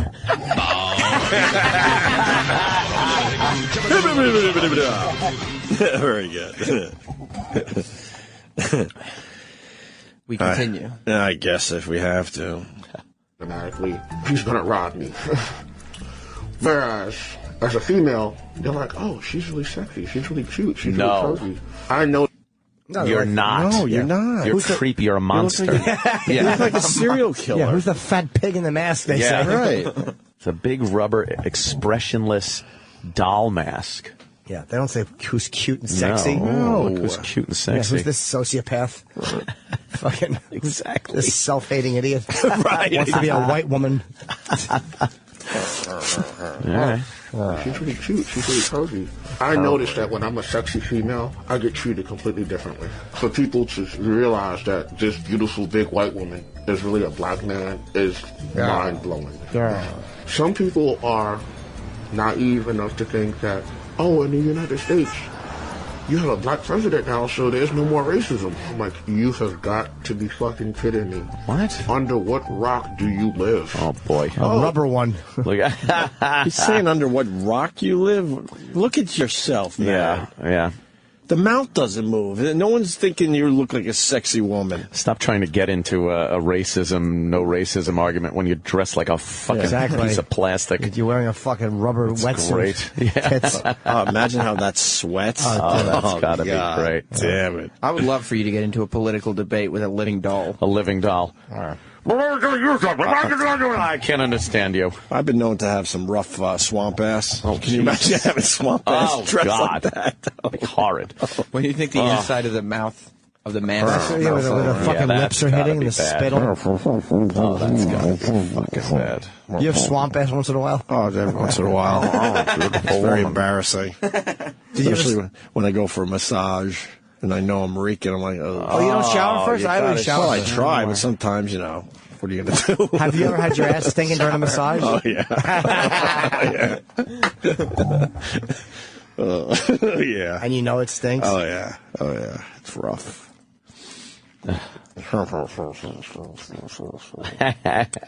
What is this guy trying to say about racism?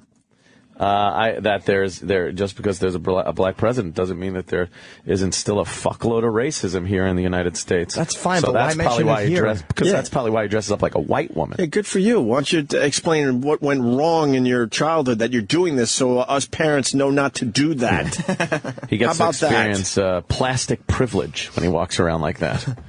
Wonderful. Very nice. Yeah. Oh, I'm not racist. I have 6 Latino friends. I have 4 Asian friends. No. If you can keep count of how Can you pause again? I know we're pausing a lot, but it's a visual. Psychopath. Didn't this guy say that he gets treated really nicely when he walks around like a white, hot woman or whatever he said? Yeah. Look at this. Look at all the people on the sidewalk, because the camera crews said, all right, let's take a walk. They're all completely and utterly horrified. Even that guy that looks like he could take care of himself. Look how far away he moves when this thing walks down the sidewalk. I really think he's so tired of being looked at as a black man that he puts this getup on, and even though it's a freak show, he'd rather be looked at as a freak plastic white woman because now than a black man. He's controlling the reason people are looking at him. It's empowering to dress like a fucking plastic toy. I'll see you guys later. I gotta get down to North Carolina. Oh, Jimmy. Pittsburgh tomorrow's on Saturday. Pittsburgh. Well, have a good weekend, guys. We'll see you Monday. You have a good weekend too, Jim. Goodbye, boys. There goes Jimmy Norton.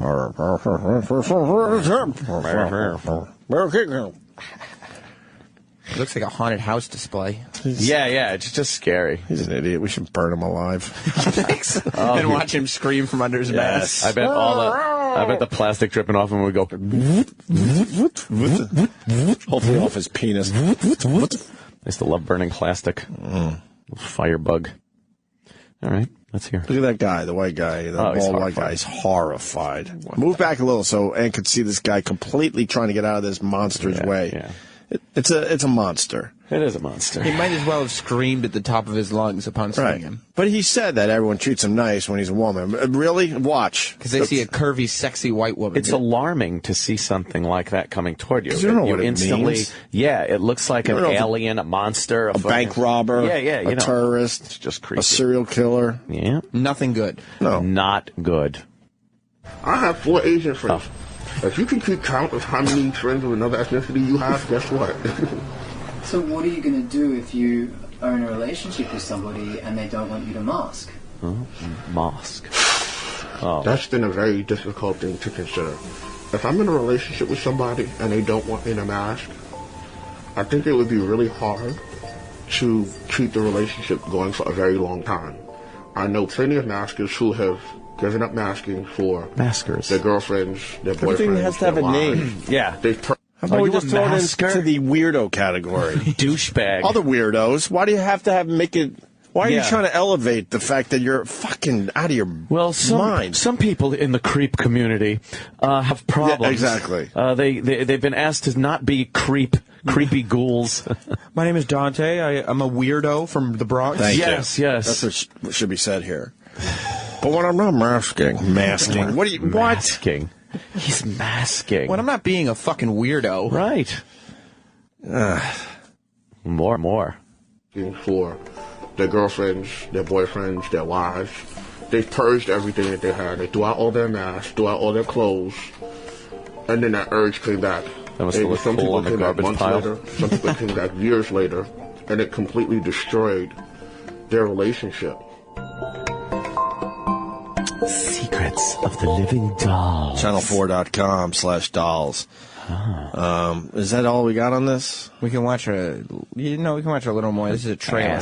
A trailer for the whole show? Everyone has secrets, but some are more complex than others. It's kind of like an extension of another persona within me that wants to go out and have fun. All right. Delve into the secret world of female masking. There is still a lot of social pressure to conform. Yeah. When I dress up and I put this mask on... to conform, to not wear a mask? What? I don't get it at all. Well, the one guy says he does it for fun, whatever. But, I mean, these other guys that are talking way deeper than that, that's creepy. Shits and giggles? You think he's doing it for shits and giggles? Some shits and giggles. And the one was laying out... To get a tan. But he, fucking, whatever the fuck we're supposed to call him. It's plastic. It's plastic skin. You got to heat up fast. Make it really warm. Mm-hmm. Dress up and I put this mask on and, look very nice. It's like a beautiful woman walking down the street. No, it's not. You're terrifying people. It's nothing like that. It's nothing like that. You're horrifying. You look like Herman Munster. Herman Munster. You see this one chasing the pigeon? Lily, where's my mask, Lily? Grandpa, give me my mask. Eddie, you've taken my mask. What a creep. If I saw that, I would have to start beating it. You would hit it? Yeah, because I don't know what it's capable of doing. Beating off. Oh, is that what you meant? You beat your dick? No, I wouldn't beat my dick. You'd beat up the person. I hope he's advocaking violence. That's not good. Absolutely. Against maskers. Absolutely. Is that bad? Yes. Horrible. All right, then I'm not. Oh, okay, cool. Wink, wink. What? What happened? Where are these people? In the Bronx. Bronx. That could be a problem. Yeah. If you got the shit beat out of you by something that looks like that, I would assume a lot of people would be pointing and laughing at you. You might. I'd probably just walk in the opposite direction. Yeah. Briskly. Yeah, I don't want you beating maskers. Pull out the camera. But I do want you to point and laugh hysterically. Yeah, and say, what the fuck is your problem, That's man? acceptable. That's acceptable. All right, good. Continue. Look at this thing chasing the pigeon. Go back. Chasing the pigeon. But they look like hot chicks, Ed. You tell me if this thing chasing the pigeon looks like a hot chick. So hot. All right? Watch that. Nice. It's like a beautiful woman walking down the street. Yeah. Like you can't tell that gait isn't all man. It's either Bigfoot or a man. Yeah. It's certainly not a woman. Look at the huge calves terrible. on this thing. It's horrible.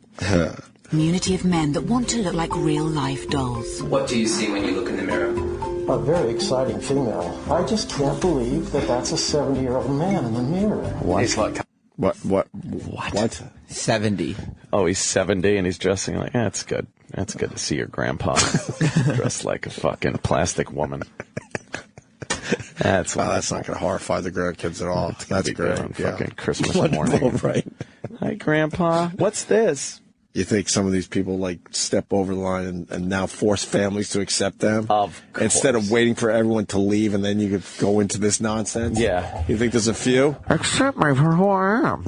You guys just accept me. Yeah, the kids are crying. It's a big reveal. It's Thanksgiving dinner, and Grandpa walks in like this. Just horrifies people. I thought there was no time that you got to do with the uncles go over and start fucking punching on him. He's like, "No, it's Grandpa! Grandpa! It's Grandpa!" Oh, fuck. All right. It's like coming out of a dollhouse. Secrets of the Living Dolls. Monday at 10 on 4. Yeah, huh? Oh, Let me say hi to... okay. Yeah, people are into the show. They know more about it than us. Tim in Jersey, go ahead. We'll start with you, guys, Tim. Hey. I was watching a little of this yesterday, and there's a 70-year-old guy who dresses up like this, and on his suit, he cut his own hair to make pubes on his rubber suit. What? Oh. What, so gray pubes? Wait, so when he's technically naked as a girl, meaning taking the clothes off, but he still has the plastic covering, he wants... Yeah. Pubic hair. Plastic vaginas? Yeah. Oh, yeah. He shows the suit to the camera while he's powdering it up so he can get into it.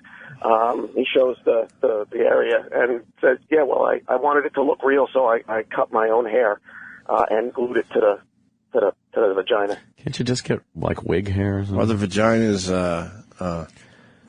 Is it functional? The vagina? Can you fuck it? I was going to say, are they fuckable? Can you fuck it? But there's different. There's a scene where they're on the phone with the company that sells the suits, and they're FaceTiming, and the guy is, the woman is asking him what kind of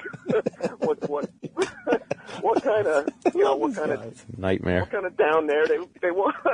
Oh, what kind of vagina they want? What, like big and sloppy or fucking? And there's like a pocket that your junk goes in. A pocket? You what?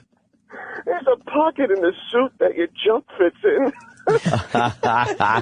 You got to put your junk in a pocket. Yeah. So they have like rear ends that are, do you want the rear end to be, right? And oh god, it's just. I would have a shelf ass, man. Yeah, I would fucking have that thing. Fucking a badonk. You can just put your junk in your pocket. Right. Oh my god! Wow. I love that this guy's just laughing through his phone call. Oh, thanks, brother. That is terrible. All right, let me go to enjoy indeed. Let me go to Corey in Vegas. Corey. Yes, Corey. How you doing, boys? It's one that's really disturbing. Is Vanessa, and she actually shows you that she put saline injections into his breast area, right? And he starts showing off his tits like it's actually working. It's really disturbing at that point. Is that I start laughing. Oh, we might have the clip. Thank you. We have the Vanessa clip. Let's take a look. Thank you, Corey. Anytime, boys. I'm about to have what's called saline infusions, where they are going to inject saline into my breast tissue, and they will grow and look like real female breasts. It looks like it's a zombie from The Walking Dead. Wait, pause. So he's doing this to his real skin? Oh, yeah. Oh, my God. Yeah, he must have injected the bags or something in his skin. Oh, and then he's pumping them up. I don't know. We had a woman that came in and showed us that. That was the weirdest thing. Yeah. She had like I don't even know. Valves. Yeah, in they her, were like, valves. You're right. And then she would fill them up depending on what she wanted to do. They were all red, raw, and dominatrix. infecty. So they were the size of basketballs. And then she would explain that she would let some out when she had to go, to Thanksgiving and stuff like that. She would get them down to a reasonable size. Mm-hmm. All right, here's Vanessa. Go ahead. Sorry. Breasts. I'm very excited. Are you? And so we're just going to inject into the breast tissue. It's much like an IV, and it pulls in the breast tissue and forms breast. She doesn't have 2 hours later from our last visit. He doesn't have bags. He's just injecting straight into himself. Yeah, because it's going all over the fucking place. Look, straight there's into. no rhyme or reason tissue. where that shit's going. Look. Yeah, dude. Oh, my God. And I got to say it again. If you're going to go down this road and this lifestyle and there's other maskers, why don't you get together and figure out a fucking mouth that works better than that mouth is terrible. Maybe like a ventriloquist deal with some adhesive or something so it moves with your chin. I don't know. You figure, you put your teeth in something on the inside of the thing and make this thing move a little bit. I think a fucking George mouth. Hey, fuck you. Look at my tits. Yeah. And we have completed the saline infusion. It feels amazing. It's very exciting. When the saline first goes in, the breast tissue is a little bit firm, but as it sits in your system and warms up a little bit. What? So he's injecting the saline, and then the hole... Right into the breast tissue. Right into the pecs. And then the hole that is made by the... He's super gluing, yeah. Super glue. He crazy glues it shut. Super gluing it shut. Well, you don't want your fucking fake salt water leaking out all over your suit. Is this approved by the FDA? Oh, yeah. It's totally safe. It's perfectly safe. All right. They did their studies on rats? Yeah. Oh, okay. That's, when you suck that. Oh, God. Jesus Christ. Fuck. Tastes like when you're fucking sucking water at the beach. Yikes. All right, so crazy glue that fucking tit meat shut. Yeah, the tit hole. Wow. This is bizarre shit people are into. Yeah. It sits in your system and warms up a little bit. It does get much softer. So it felt a little bit tight as it was Look, going one in. nipple's like The fucking saline down, infusion one's is supposed up. to last about 2 or 3 hours. Part of the process requires that you're well hydrated. It makes the saline last longer. It doesn't absorb into your system quite as fast. The last time I did it, it was supposed to last about 2 or 3 hours, but I was so well hydrated, it ended up lasting about 7 or 8 hours. Wow, dude, I started dry heaving. That is too much.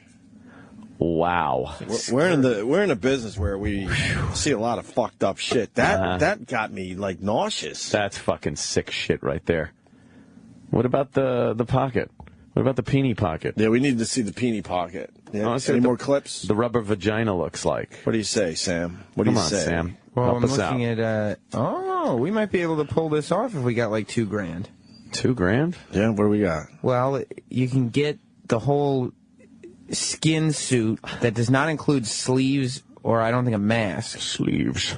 But that's $850. Yeah, but that's for an average sized person. That's true. What's double large? that for E-Rock's body?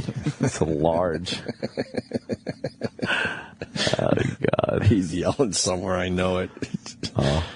We got to get him in this suit and then fuck him with a dildo. Right. What? Yeah. Why don't we make a shitty version of it? Like out of what? I don't know. Out of a tarp? I haven't thought that far in advance yet. I think we can do it, though. Let's just make our own shitty version. Right. What if we just stick silly putty to him and cover him? cover him with silly putty. It's the same color. Yeah. He did Peanut Head, so. Yeah, he did. Yeah. Mm-hmm. Yeah, except the news reports wouldn't be good if we accidentally suffocate E-Rock to death because there's silly putty all over his face. Yeah, what are you going to do? This is the girdle with the built-in vagina and asshole. What? Yeah, so it's like a... Does it have the peenie pocket, though? It's... Where are you? I guess it must be built in up here. Oh, see, look. No, go down to the left. They're showing you where the penis goes, and then you could still have your vag. Oh, you have to pull the penis up. Yeah, you pull all the penis shit up, and then you got the vag underneath. Oh. So guys are fucking each other with this shit. You know it. Yeah. Oh, God, are people weird. In the ass, too. They're having anal sex. Oh. In the God-given one or the no, in the fake one. No, wait. They give you a fake one. See? But does it go through the fake one into the real one? Oh, that would be terrific. That's what I'm thinking. There's no tube in there. No. You go through that into the real one. Dude, I swear to God, I'm getting nauseous. That's terrible. There's something that's just not something. So everything isn't. But, I mean, you get used to hearing about weird shit. This one is like fucking... It's so strange. I never heard about this one. Oh. This is just one you strap on. It's a strap-on vagina? Strap-on vagina. That's nice. And then the old man took his own hair and made pubic hair? He's resourceful. So that's nice. Either Big A or Bobo needs to put one of these on. Maddie from Arizona. Oh, wow. Big A would be great in one of these. Bobo could probably sexy it up. Bobo. And This you could wouldn't be need a big pocket for his dick. No, not really. What was the furries, the Furbies? I always forget the name. Furries, okay. When we talked about the furries, we had a couple guys call in. This could be the first topic that we don't have one listener that does this. No one does this. Because every time you bring up some weird fucking thing out there, we always get somebody out there calling, hey, man, I do it. It's not that bad. Yeah, I do it. It's, it's freeing. Hey, chill out on the masking thing, guys. Big fan. Since NEW, don't judge me. Don't judge me. Why can't Photoshop Mike make a suit for E-Rock? Who's Photoshop Mike? I don't know who that is. I don't know. What are these people? They assume we know everybody. They certainly do. Don in Alaska. Hey, one of the he's been part of the show or fan of the show for a long time. His name's we know Photoshop everything. Mike. Yeah. Oh, I'm sorry, but yeah, he does special effects. He does like werewolf or zombie movies, on independent TV and stuff. Oh, yeah. Guys kick him some Is it money, reasonable? Yeah, he was part of that the show for the Gap movie for hair on your Ron banana. Fez. Did you have a hair on your banana? A black one. Yeah, that's Whose not. was it? But I'm not like that. I just take it off and just keep eating. That's true. What the hell? You got to assume wherever that hair came from, they shampooed this morning. You don't got to assume anything. I'm so glad Don hung up because I wasn't listening to him at all. I wasn't either. Photoshop Mike. Photoshop Mike rules, huh? What did he do? Oh, this cough is terrible. You want to watch more Maskers? Huh? Yeah. Are you setting up for a day off tomorrow? No, I'm not. I would have taken off today. It's just ugh. Is it like a winter cough? Yeah. I don't know what dry it is. coughs? Just, dry hacking. Ugh, I'm constantly clear the fucking throat out. It's terrible. Yeah, let's do one more, Sam. Okay. Yes, please, Sam. Oh, God. Another one. Oh, come on. Stop it. How are you getting hairs in your banana? His hairy banana. Opie's eating the hairy banana. I don't know. Opie likes the hairy banana. Oh, all right. He admitted it. Oh, boy. Anything? Oh, this is buffering. What? Where do you get this banana from? Female maskers are a hidden community of ordinary family men. Not hiding very well. They're not freaky people. They're Yes, just like you and me. No, they're not. Who lead extraordinary double lives. I'm not going in there, bro. Oh, come on. Where do I get time to have my husband versus my girlfriend? Dressing up in elaborate rubber bodysuits and masks. They strive to become their very own ideal fantasy woman. But it doesn't. I love women. I used to collect pictures of swimsuit models. Not all of them even want to be hot. Some of them want to be a nasty hag.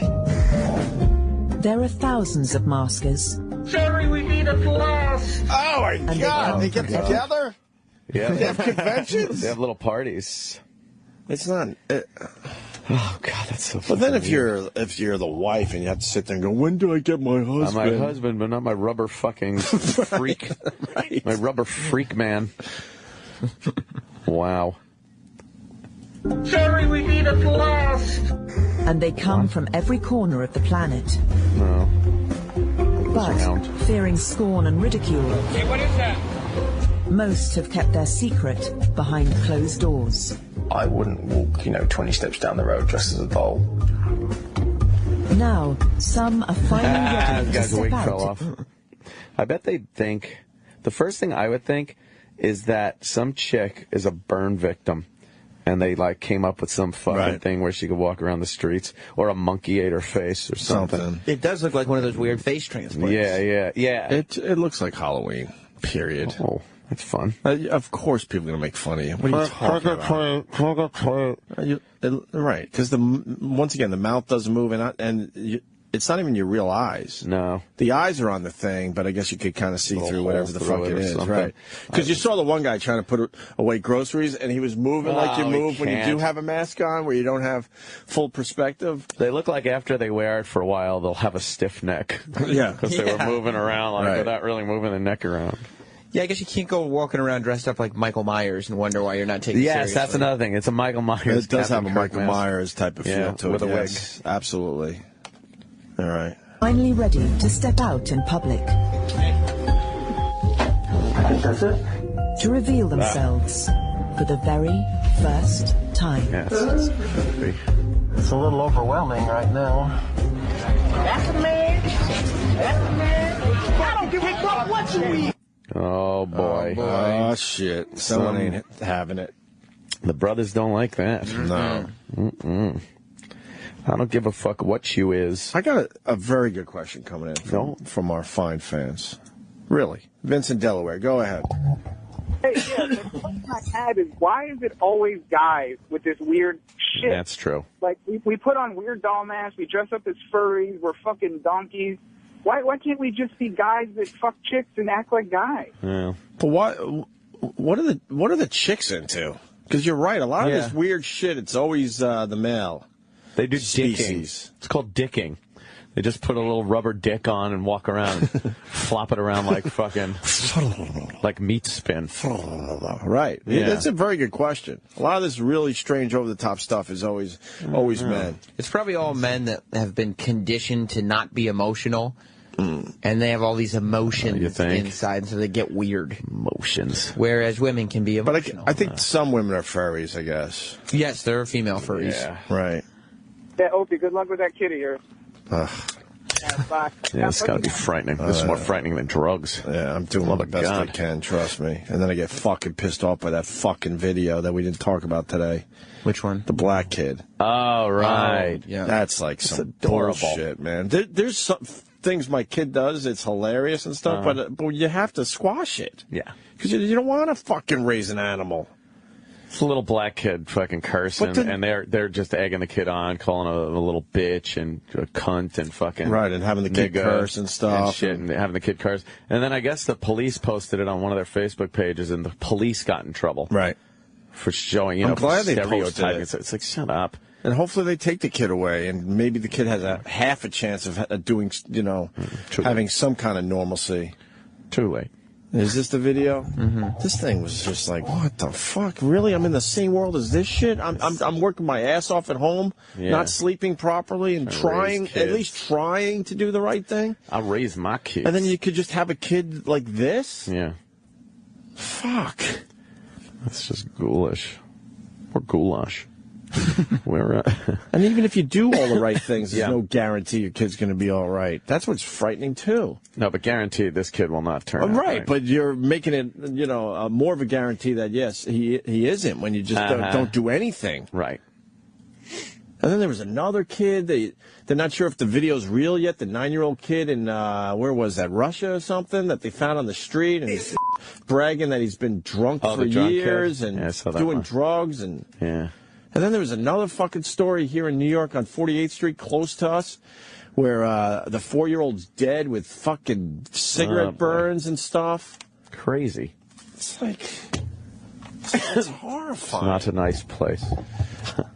Anyway, the video, I'm just bummed out now. We should go back to masking. The video, the camera off, the diaper-clad child exchanges a load of curse words. Oh, they're not going to. Yeah, they're not. Yeah, but at least they have the whole story. Oh, you want? Okay. Yeah, that's good enough. Well, then we'll play the we got to go home anyway. I got shit to do. That's true. At least they'll have the story. I'm sure people have seen this anyway. Yeah, they're really being a little vulgar. And what is it, the uncle that's egging them on? Was it? A young child, perhaps 2 or 3 years old, in a disturbing, profane war of words with at least 3 adults. They seem irritated over a fallen chair. You a bitch. Stop! You throwing the fit right now, little? Put that bitch off. You ain't talking that now. The child then flips his middle finger at the camera. But he flips it in a way like he knows how to do it properly. You know, with the thumb out. CNN has obscured, exchanges at least 35 swear words with the adults in the 1 Good minute vocabulary. 2-second video. 35. Say suck my dick. That's good. You can't fight. Say you a bitch. You a bitch. Bitch. They discuss sexual matters, even apparent gang affiliations. Oh, where is he from, what? From Dushnop. Aw. What hood you from? Something's different. What hood you from? Say the name 3 times.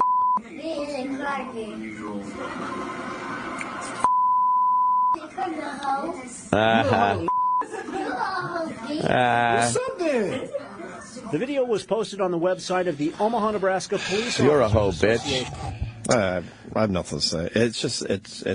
And then it's just a real fucking bummer. And then I saw a video last night that was the complete opposite of that.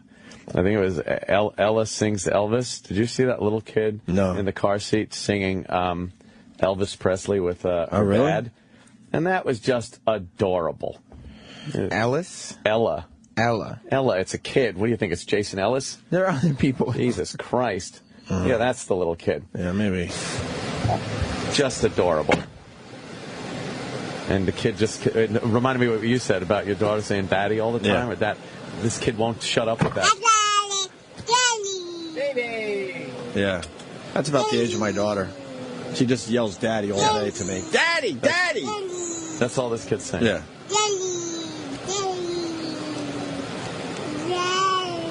Kid can't really say it well. It goes daddy. Kid's crazy. And then daddy puts on Elvis, and the kid literally starts singing Elvis songs. Hi, daddy. Hi, baby. That's exactly what I'm going through. Kids are mental patients. She's probably about 15, 16 months old, if I had to guess. I think you're right. Like 14, man. I want to see the Elvis part. Yeah. Go forward a little. We had a fun show today. I want to end on an up. All right. Fuck. Oh, I wish I would. In the land old times are not forgotten.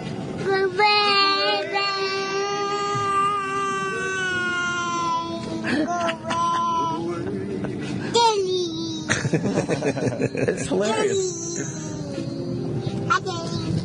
Hi, Ella. That's exactly what I'm going through at home every day. That kid sings "Look Away, Look Away, Look Away, Dixieland." Really? Yeah. Away.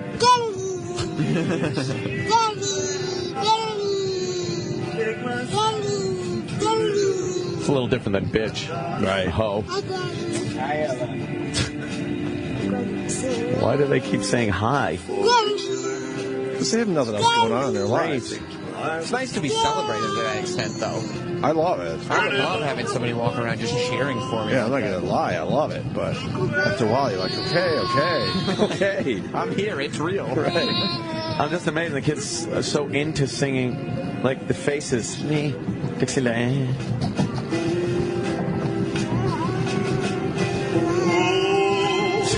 The eyes shut. Yeah. It's like, yeah, You know it's what? rocking. This baby, the shape of her head, and the way she moves her mouth and eyes, and her pronunciation, completely that's Roland. Oh my God, it's little Roland. Hallelujah. Singing hallelujah.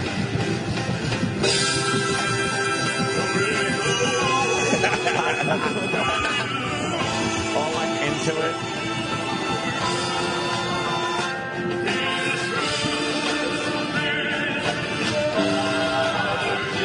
And the father's just driving. Yeah, but who puts this on in their car? I know. This is some epic shit going on. He's a pretty dope kid. Yeah, that's an epic fucking Elvis song, Absolutely. by the way. Yeah, and that's only half done. The kid just starts wailing, and then there's a part where the drums go dum dum dum dum, and the kid takes her arm and starts going dum dum dum dum. Nice. Imagine if you had whatever a it is, kid you can't even tell at that fucking age. 16 months. Yeah, singing Elvis. Singing Elvis. That's awesome. I kind of like bitch and hoe though. You like that kid better? Yeah. Oh, that's just... Say, what's my name, nigga? Why?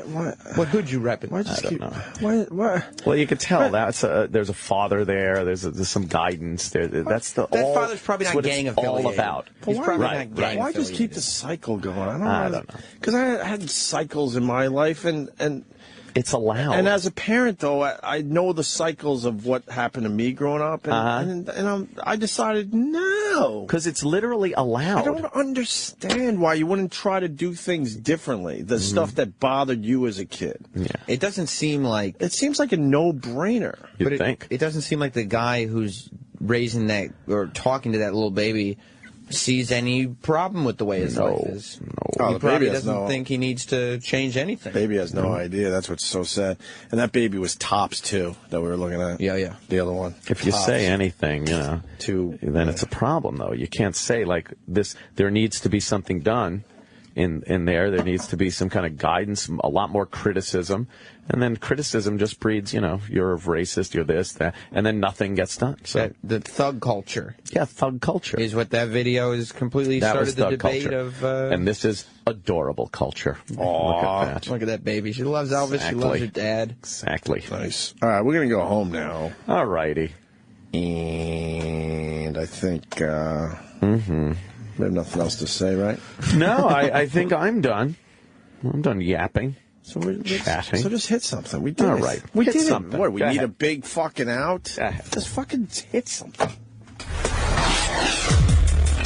The Opie and Anthony Show is drawn to a close. Stay tuned to reflect, relive, and get the story behind the story of the finest moments of today's show. Sam Roberts' Opie and Anthony post show begins in moments.